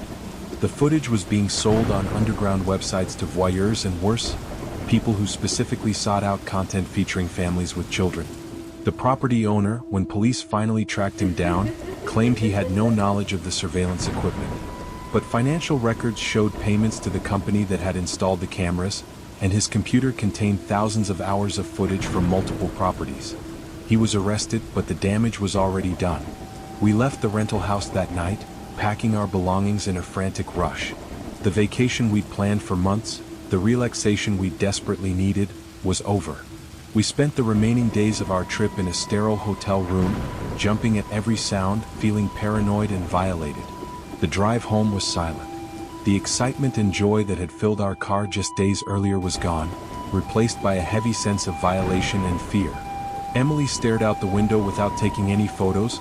My parents spoke in hushed tones about legal action and therapy, and I couldn't stop thinking about who had watched our footage, what they'd done with it, and whether we'd ever truly feel safe again. Back home, I became obsessed with checking every room for signs of surveillance. I went through our house inch by inch, looking for tiny holes, feeling along walls for hidden cameras, checking and rechecking every corner. The house I'd lived in for years suddenly felt foreign and potentially dangerous. My bedroom, which had always been my sanctuary, now felt exposed. I'd lie in bed at night, staring at the walls, wondering if someone was watching me even there. The floorboards in our old house creaked naturally. They always have, especially when our cat runs across them at night. But now, every sound made me jump. Every creak, every settling noise, every normal house sound was potentially something sinister. Last week, I was closing my bedroom window before bed when it stuck halfway. In the past, I would have just given it a harder push. But now, my first thought was that someone was outside holding it, preventing me from closing it. My heart pounded as I struggled with the window, and even after I got it closed and saw that the backyard was empty, I couldn't shake the feeling that I was being watched. The psychological impact of this violation has been profound and lasting. I don't feel safe anywhere anymore. Not in hotels, not in rental properties, not even in my own home. I've installed security cameras, motion sensors, and new locks, but the feeling of being watched persists. It's like a shadow that follows me everywhere, a constant reminder that privacy is far more fragile than we ever imagined. The legal case is still ongoing, but the damage to our sense of security and privacy can never be fully repaired. We were violated in the most intimate way possible, and the knowledge that strangers watched and potentially profited from our most private moments is something that will stay with us forever. The Midnight Flutist of O.P. Schnabel Park.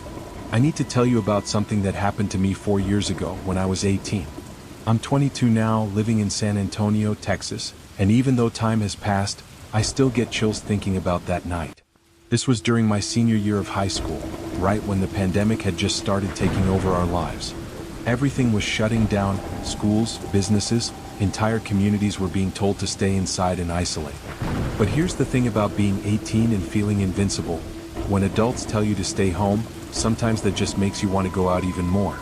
My friend group and I were actually going out more than we ever had before. With all the non-essential businesses closed, there wasn't much to do in the traditional sense, but that didn't stop us from finding our own entertainment. I've always been drawn to urban exploration. Checking out abandoned buildings, exploring places that most people wouldn't dare to visit, especially at night. There's something about these forgotten spaces that calls to me. I'm fascinated by haunted locations, places with dark histories, areas where the veil between our world and something else might be thinner. I don't scare easily, never have. Over the years, I've had my share of encounters, homeless people living in abandoned structures, even had someone pull a gun on me once during an exploration gone wrong. But nothing, and I mean absolutely nothing, could have prepared me for what I experienced that night at O.P. Schnabel Park. Around this time, I had started talking to a girl from one of my high school classes. Her name was Clarissa, and she was different from other girls I'd known. She had this adventurous spirit that matched mine, though she was definitely more cautious than I was. We were in those early stages of dating, when you're trying to impress each other and show off your more interesting qualities. So when I suggested we explore a wooded natural park at 3 in the morning, I was honestly surprised when she agreed. O.P. Schnabel Park is this beautiful, scenic location during the day. Families come here for picnics, joggers use the trails, photographers capture the natural beauty of the Texas landscape. But at night, it transforms into something entirely different. The atmosphere becomes heavy, oppressive. There's a reason why police regularly patrol the entrances after dark, keeping people away from the area. The park has a dark history that most visitors during the day probably don't think about. In 2016, a 24-year-old woman named Lauren Bump was brutally murdered here. She was stabbed over 20 times in what investigators called one of the most vicious attacks they'd ever seen. Then, just a few years later in 2021, a young man exploring the woods was shot. These weren't random accidents. They were deliberate acts of violence that stained this otherwise peaceful place with blood and terror. Clarissa and I arrived at the park around 3 in the morning. The darkness was unlike anything I'd experienced before. It wasn't just the absence of light, it was as if the darkness itself was alive, pressing down on us from all sides. The trees formed a canopy so thick that even the moonlight couldn't penetrate through to the ground below. Everything was shrouded in this impenetrable blackness that seemed to swallow sound, light, and hope. I had brought flashlights, but I prefer not to use them when exploring at night. There are several reasons for this. First, when you rely on artificial light, your eyes never properly adjust to the darkness. You become dependent on that small circle of illumination, and everything outside of it becomes even more threatening and unknown. Second, having a light makes you visible from a great distance. If there's someone or something out there that you don't want to encounter, a flashlight is like a beacon announcing your presence. We started walking along the main trail. The silence was unnatural, almost oppressive. Usually, even at night, you hear the sounds of nature, crickets chirping, owls hooting, the rustle of small animals moving through the underbrush. But that night, it was as if every living creature had fled the area, leaving behind only an eerie, tomb-like quiet. About 15 to 20 minutes into our walk, I started feeling increasingly uneasy. The atmosphere was getting to me in a way that surprised me. I'm not someone who gets spooked easily, but something about that night felt wrong. I knew of a trail that branched off from the main path, a more secluded route that would eventually loop back to where we had parked my truck. I suggested we take this alternate route, thinking it would be more interesting and would cut our exploration time short. Clarissa agreed, and we began walking down this off-road trail. The path was narrower here, with dense forest pressing in on both sides. The trees seemed to lean inward, creating an almost tunnel-like effect. Our footsteps seemed unnaturally loud in the silence, and I found myself trying to walk more quietly, though I couldn't explain why. We had been on this trail for maybe 2 minutes when it happened. Out of absolutely nowhere, the sound of a flute began drifting through the air. Not just any flute playing, this was a deliberate, measured performance. The notes were clear, precise, and hauntingly beautiful. Someone was playing an actual piece of music, something that sounded classical or traditional. Clarissa and I stopped dead in our tracks.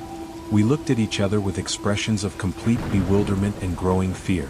The music was so unexpected, so out of place in this dark, abandoned park at 3 in the morning, that it took our minds several seconds to process what we were hearing. The flute playing was incredibly skilled. The musician, whoever they were, had obvious training and talent. The melody was intricate, with complex runs and beautiful phrasing. Under different circumstances, in a concert hall or during a street performance, I might have stopped to appreciate the artistry. But here, in this dark forest, with no explanation for why someone would be playing music at this hour in this location, it was absolutely terrifying. The most disturbing aspect was how impossible it was to pinpoint the source of the sound.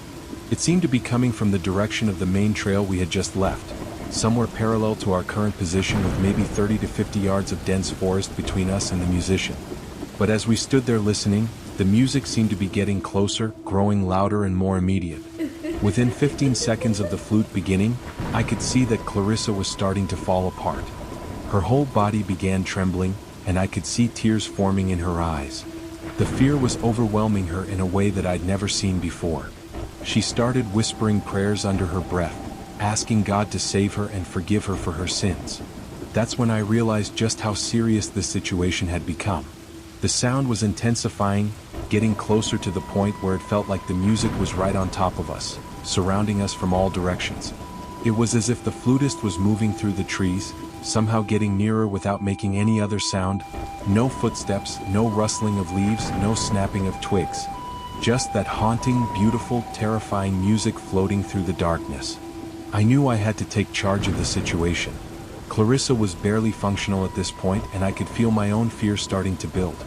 I told her not to worry, that I wouldn't let anything happen to her, and that we needed to run down the off-road trail to get away from whatever was happening. We began to sprint through the darkness. The flute music seemed to stop, though in our panic and with the sound of our own breathing and footsteps, it was hard to be certain.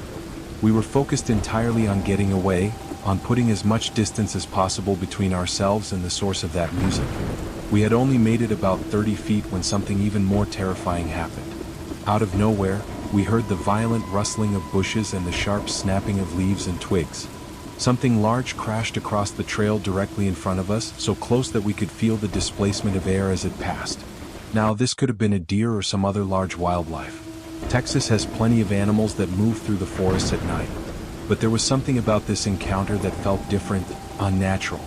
I could sense the size and mass of whatever had crossed our path, could feel its presence even though I never saw a silhouette or any visible shape in the darkness. What made it even more disturbing was the lack of approach and departure sounds. I didn't hear whatever it was coming toward the trail, and I didn't hear it running away afterward. I only heard that moment of impact, that brief second when it dashed across our path. It was as if the creature had materialized out of nothing, crossed in front of us, and then vanished back into nothingness. Clarissa and I immediately turned around and ran back in the direction we had come from. We sprinted until we reached the original point where we had first heard the flute music. And that's when the most chilling thing happened. As soon as we arrived back at that spot, the flute started playing again. This time the music was different. It was louder, more immediate, and seemed to be coming from directly above us. The melody had changed too. It sounded like something from an Irish jig with a chiming, almost festive quality. But the cheerful nature of the music made it even more horrifying in this context. The notes were still perfectly in cadence, still performed with obvious skill, but now they felt mocking, as if whatever was playing knew exactly what terror it was causing. The sound was completely surrounding us now. No matter which direction we turned, the music seemed to be coming from everywhere at once. We were trapped between two equally terrifying options. We could go back down the off-road trail where we had encountered that large, invisible creature, or we could continue on the main trail toward whatever psychopath was playing this music. The off-road trail was definitely the more frightening option. It was darker, more secluded, surrounded by denser forest. At least the main trail was a cement path, more open with better visibility. My fight-or-flight instincts kicked in completely. I grabbed Clarissa's hand and told her we were going to run down the main trail back to the truck. We ran like our lives depended on it. The adrenaline was pumping through our systems so intensely that we managed to cut what had been a 20-minute leisurely walk into a 7 or 8-minute desperate sprint. Somewhere during that run, the flute music finally stopped, though I was so focused on escaping that I'm not sure exactly when it ended. During our escape, we passed a random porta potty that had been placed along the trail. In my heightened state of fear, I was terrified that someone might be hiding inside it or waiting on the other side. It seemed to be positioned roughly parallel to where we had been when the music started, and I couldn't shake the feeling that it might be connected to our terrifying experience. Thankfully, we didn't encounter anyone near the porta potty. In fact, when we reached the parking area, my truck was the only vehicle there. We were completely alone, which raised even more disturbing questions about who or what had been playing that music and how they had gotten to the park. I started the truck and drove away as fast as I could, my hands shaking on the steering wheel. Clarissa was still trembling, still trying to process what we had experienced. Neither of us spoke during the drive home. We were both too overwhelmed by what had happened. The next day, I told all my friends about our experience. Most of them listened with skepticism, the way people do when they hear a story that sounds too strange to be true. But I also spent hours searching the internet, looking for any similar experiences or explanations for what we had encountered. I found plenty of stories about people encountering ghosts in wooded areas, running into dangerous cults performing rituals, or hearing terrifying animal sounds that turned out to be perfectly natural. But a soft, skilled, rhythmic flute performance in the middle of a dark forest at 3 in the morning? I couldn't find anything like that anywhere. I tried to work out all the logical possibilities. There are some houses that eventually connect to a neighborhood on the far edge of the woods, but those homes are at least a couple of miles away from where we were. We had been fairly deep in the forest, and there was no way that sound could have traveled that distance while remaining so clear and immediate. The more I thought about it, the more convinced I became that what we experienced wasn't entirely natural. It didn't feel like a human encounter, though I can't explain why. There was something otherworldly about the whole situation. The perfect timing, the impossible acoustics, the way the music seemed to follow us and respond to our movements. I never did find out who or what was playing that flute. I never discovered what dashed across our path in the darkness. Even now, for years later, writing about this experience gives me chills.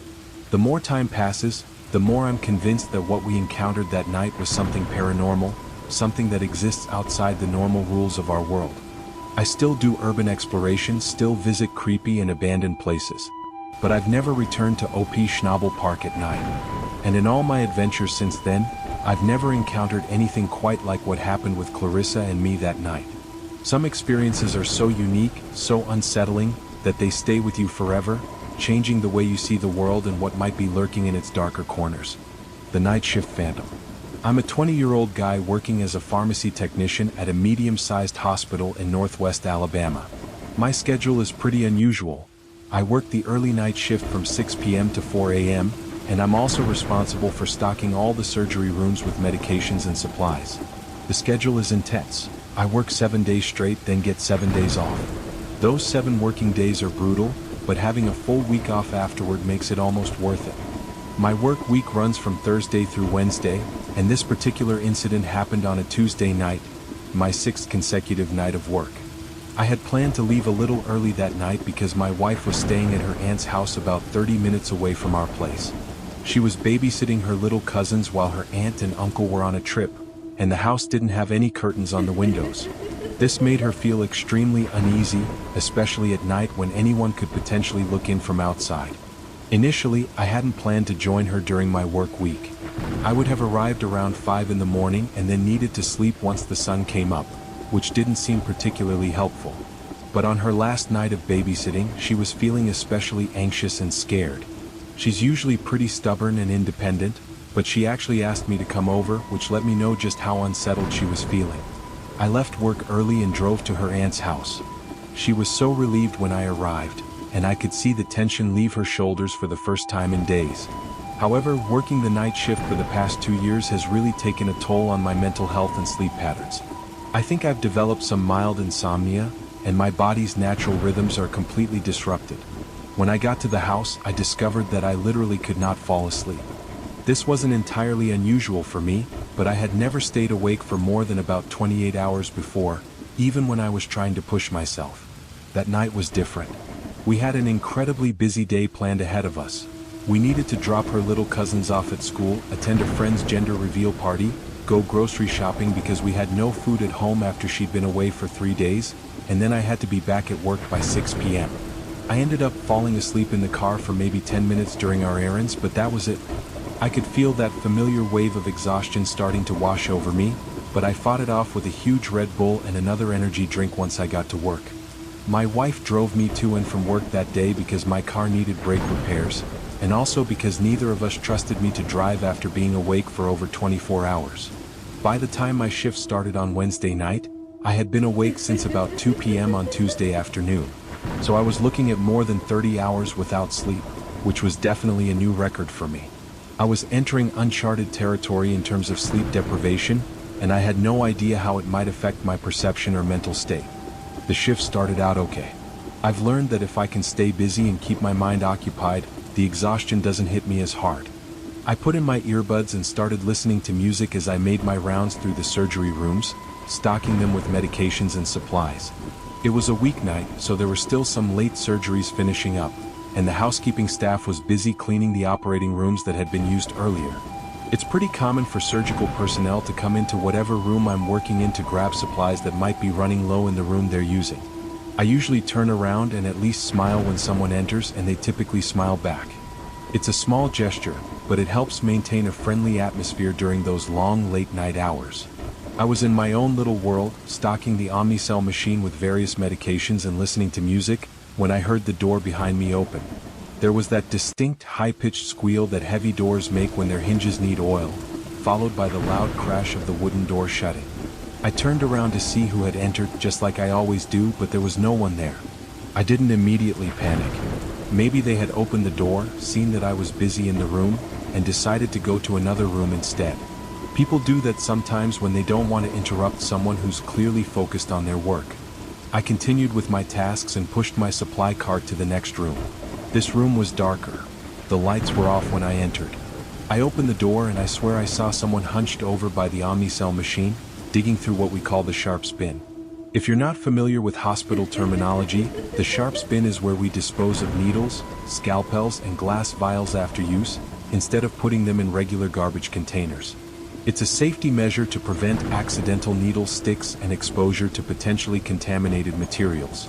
Someone rummaging through the sharps bin was definitely cause for concern. We'd actually had an incident before where an employee was caught doing exactly this, searching through medical waste looking for leftover morphine or other controlled substances. That person was immediately fired, and the incident had made everyone more vigilant about suspicious behavior around medication storage and disposal areas. I quickly turned on the light, planning to ask what they were doing and possibly report the incident to security. But when the fluorescent lights flickered on, there was absolutely no one there. The room was completely empty, the sharps bin was undisturbed, and there was no sign that anyone had been in there at all. Now I was starting to get genuinely creeped out. I didn't know much about the timeline of hallucinations and sleep deprivation. I had no idea at what point exhaustion might start causing me to see things that weren't there. I tried to calm myself down, telling myself that I was probably just seeing things due to lack of sleep. I needed to focus on finishing my work and getting through the rest of my shift. I completed the surgery room stocking without any other strange occurrences and headed back down to the pharmacy. At 2 a.m. every night, we have a routine where we deliver patient-specific medications to the nursing stations on each floor. Let me explain the layout of the hospital to help you understand what happened next. Each floor is laid out the same way. There are 3 elevators in the center of each floor.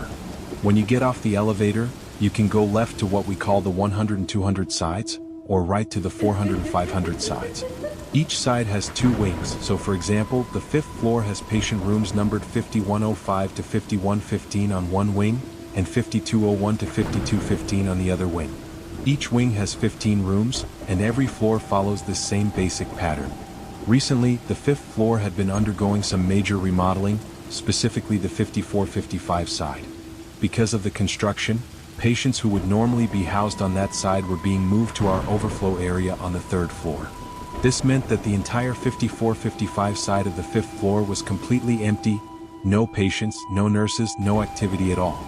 I made my way up through the hospital, delivering medications to the nursing stations floor by floor. When I reached the 5th floor, I delivered the meds to the 5152 side as usual, and then decided to check out the progress of the remodeling on the 5455 side. I was curious about how the construction was coming along, and I figured it would be interesting to see the changes they were making. As soon as I stepped into that area, I was hit with an overwhelming sense of unease. The hallways were long, empty, and eerily quiet. I'm used to working in the surgery rooms, which are also empty and somewhat desolate most nights, so I thought I'd be fine with the empty patient areas. But there was something different about seeing patient rooms that should have been occupied but were instead completely vacant. The atmosphere was oppressive in a way that I can't fully describe. It felt like walking through a ghost town, or like being in one of those post-apocalyptic movies where all the people have just vanished. The silence was so complete that my footsteps seemed to echo much louder than they should have. I was walking slowly down the 55-side corridor when I heard a noise that made my blood run cold.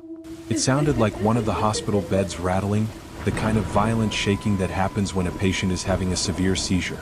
As I passed room 5512, I realized that the sound was coming from inside that room. I looked through the doorway and saw something that will haunt me for the rest of my life.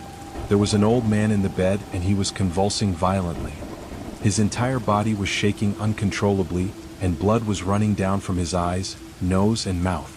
He was making this horrible gargling, groaning sound, almost like the noises that zombies make in The Walking Dead, but worse because it was real and it was right in front of me. A monitor was frantically beeping with that urgent, high-pitched alarm that goes off when a patient is coding, when their vital signs are crashing and they're in immediate danger of dying. My heart dropped when I saw this scene. My first instinct was to step back behind the door frame, but then I realized that this man was in desperate need of medical attention. I immediately stepped back into the room, ready to call for help or begin emergency procedures. But when I looked at the bed again, there was no one there. The bed was clean and perfectly made, as if housekeeping had just finished preparing it for the next patient. The monitor was turned off and silent. There were no signs that anyone had been in that room for at least a full day, maybe longer. At that point, I was convinced that I was hallucinating due to sleep deprivation. I had been awake for nearly 40 hours, and my mind was clearly starting to play tricks on me. I quickly made my way back to the elevators, wanting to get away from that empty, unsettling floor as quickly as possible. As the elevator doors opened on the first floor where the pharmacy is located, an old man in a security uniform and hospital badge stepped onto the elevator. He patted my shoulder as he walked past me, a friendly gesture that hospital staff often share during the long night shifts. He smiled at me as the elevator doors closed, and I watched the numbers light up as the elevator went all the way up to the 5th floor. But here's the thing that made my blood freeze.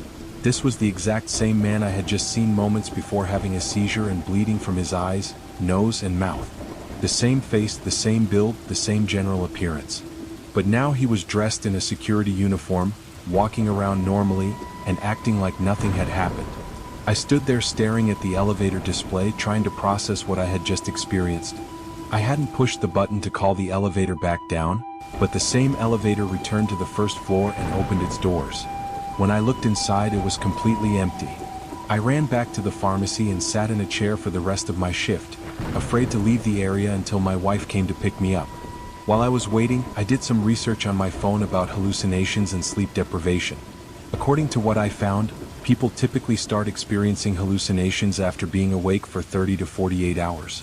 I was at about 38 hours without sleep, which put me right in that danger zone. The pharmacy is located directly under the 54-55 side of the 5th floor, so when I'm working down there, I can see the windows of the floors above me. Sometimes, when I'm waiting for the elevator, I look up at those windows out of boredom or curiosity. As I was walking out to meet my wife in the parking lot, I looked back up at the 5th floor window. The same old man was standing there looking down at me. Even from that distance, I could see that he was watching me, and I got chills that ran down my entire spine. I got into my wife's car without saying anything about what I had seen that night. I'm not sure why I didn't tell her immediately. Maybe I was afraid she'd think I was losing my mind, or maybe I was trying to convince myself that it had all been hallucinations brought on by extreme sleep deprivation. I went to sleep as soon as I got home and slept for nearly 12 hours straight. When I woke up, I felt more like myself again, but I couldn't shake the memory of what I had experienced.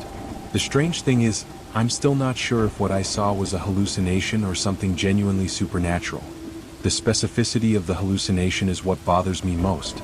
I had never seen that particular man before in my life. He had no significance to me whatsoever, no connection to my memories or experiences. If my exhausted brain was going to create a hallucination, why would it invent such a detailed, specific person? Why would it create such an elaborate scenario involving his death and then his appearance as a security guard? This incident happened just under 2 weeks ago, and I haven't seen that man again since. I've been back to work, I've walked through those same hallways, and I've delivered medications to the 5th floor multiple times. But I've never encountered him again, which makes me wonder if what I experienced was real in some way that I can't fully understand. The experience has definitely changed how I approach my job. I'm more careful about my sleep schedule, more aware of the potential effects of exhaustion on my perception. But I'm also more open to the possibility that hospitals, with all their history of life and death, might be home to things that exist beyond our normal understanding of reality. The uninvited guest. I live with my boyfriend in a house that he owns, located in what most people would consider a very safe, desirable neighborhood. It's a modest home compared to some of the larger properties in the area, but that's exactly what makes it perfect for us. We get to enjoy all the benefits of living in a nice part of town without the financial burden of owning a multi-million-dollar mansion. The house is a single-story structure with 3 bedrooms, 2 bathrooms, and a basement. We're situated on an incredibly quiet block that offers a lot of privacy. The way our street curves provides optimal seclusion. When we step outside our front door, there isn't a single neighboring house directly facing us. There are 8 houses total on our block, and further down the street, there's a small wooded area that adds to the peaceful, secluded atmosphere. Our neighborhood has always felt safe. Violent crime is typically very low in this area, and most of the residents are families or young professionals who keep to themselves and take care of their properties. It's the kind of place where people leave their doors unlocked, where children ride their bikes freely, and where the biggest concern is usually someone's dog getting loose or a package being delivered to the wrong address. Last October, my boyfriend Matt was scheduled to go to Las Vegas for a bachelor party. He would be away from Thursday through Monday, leaving me alone in the house for 4 full days. I wasn't particularly worried about this. I'd been alone in the house before, and I generally feel comfortable and secure in our neighborhood. Friday after work, I decided to have some of my girlfriends over for a wine night. We had planned to spend the evening in the living room drinking wine, catching up on gossip, and watching scary movies. It was supposed to be a fun, relaxing night with my closest friends, the kind of evening that makes you grateful for good friendships and a cozy home. We were deep into our movie marathon, probably on our second or third horror film, when the doorbell rang. The sound cut through our laughter and conversation like a knife, and we all went completely silent. We looked at each other with identical expressions of confusion and growing unease. The timing was so perfectly awful that it almost felt like a setup. Here we were, watching scary movies about people being stalked and terrorized in their homes, and suddenly someone was at our door late at night. It was the kind of coincidence that makes you question whether you're still watching a movie or if you've somehow become part of one. I decided to try to see who was outside without making it obvious that I was looking. I attempted to get a view of the front porch from the living room window, but the angle was wrong and I couldn't see anything. Our front door has a small glass panel at the top, so I carefully approached it and peeked through, trying to stay hidden. There were 4 cars in our driveway, mine and my 3 friends' vehicles. Whoever was at the door had to know that people were home. But when I looked through the glass, I couldn't see anyone on the porch. The area appeared to be completely empty. I went back to my friends and told them what I had seen, or rather what I hadn't seen. We all agreed that it was weird, but we decided to write it off as a poorly timed ding-dong ditch. Maybe some teenagers were playing pranks in the neighborhood, or maybe someone had rung the wrong doorbell by mistake and left when they realized their error. After my friends left, I was tired enough to go to bed and fall asleep fairly quickly. But I was woken up less than an hour later by the sound of the doorbell ringing twice in quick succession. I grabbed my phone and checked the time. It was around 1 in the morning. No one has any legitimate reason to be at someone's door at 1 a.m. This wasn't a neighbor needing help with an emergency, it wasn't a delivery person, and it certainly wasn't a social visit. My mind immediately went to all the worst-case scenarios. Someone casing the house for a break-in, someone with malicious intent, or maybe someone who was drunk or on drugs and not thinking clearly. I immediately called Matt, even though I knew he was probably drunk and having a good time with his friends. The phone rang several times before he picked up, and when he did, I could hear loud music and voices in the background. He sounded intoxicated, and he had to move to a quieter location before he could really hear what I was saying. Once I explained the situation, he told me to stay in the bedroom and not open the door to anyone.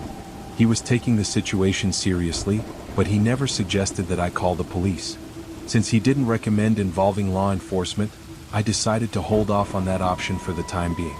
We ended our call and I tried to calm down and go back to sleep. I was lying in bed, trying to convince myself that whoever had been at the door was probably gone by now, when I heard something that made my heart race. There were clicking sounds coming from outside, followed by a knock directly on my bedroom window. A male voice said, "Hey, anyone home? I need some help out here." I thank God that the blinds were closed. I couldn't see who was outside, but more importantly, they couldn't see me. I held my breath and tried to remain as quiet as possible, hoping that whoever it was would think no one was home and leave. But instead of giving up and walking away, he knocked on the window again. This time, his voice was more insistent and more threatening. "I know you're home." That was the moment I decided to call the police. This wasn't just someone who was lost or confused. This was someone who was deliberately trying to get into my house, and he was clearly not going to give up easily. I was terrified that he was still standing right outside my bedroom window, so I whispered during the entire phone call with the 911 dispatcher. I reported that someone was trying to break into my house, and I emphasized that I was alone and scared.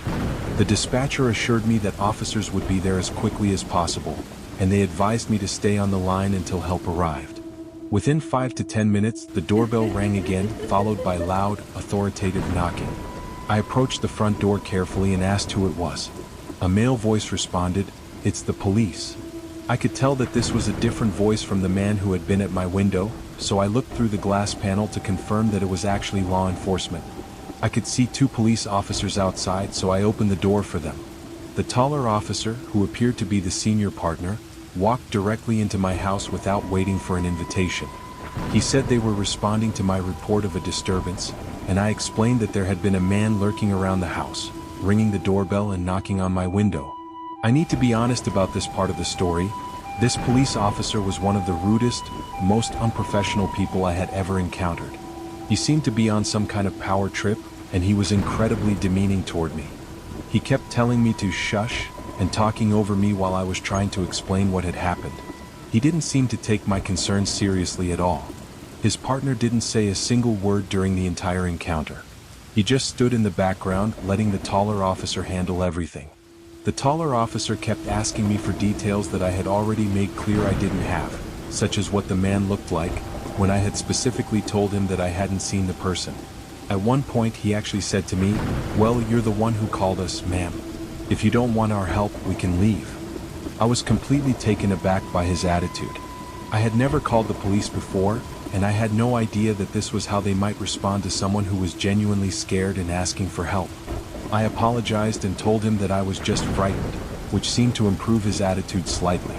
The two officers then walked around the house with their flashlights, checking the perimeter.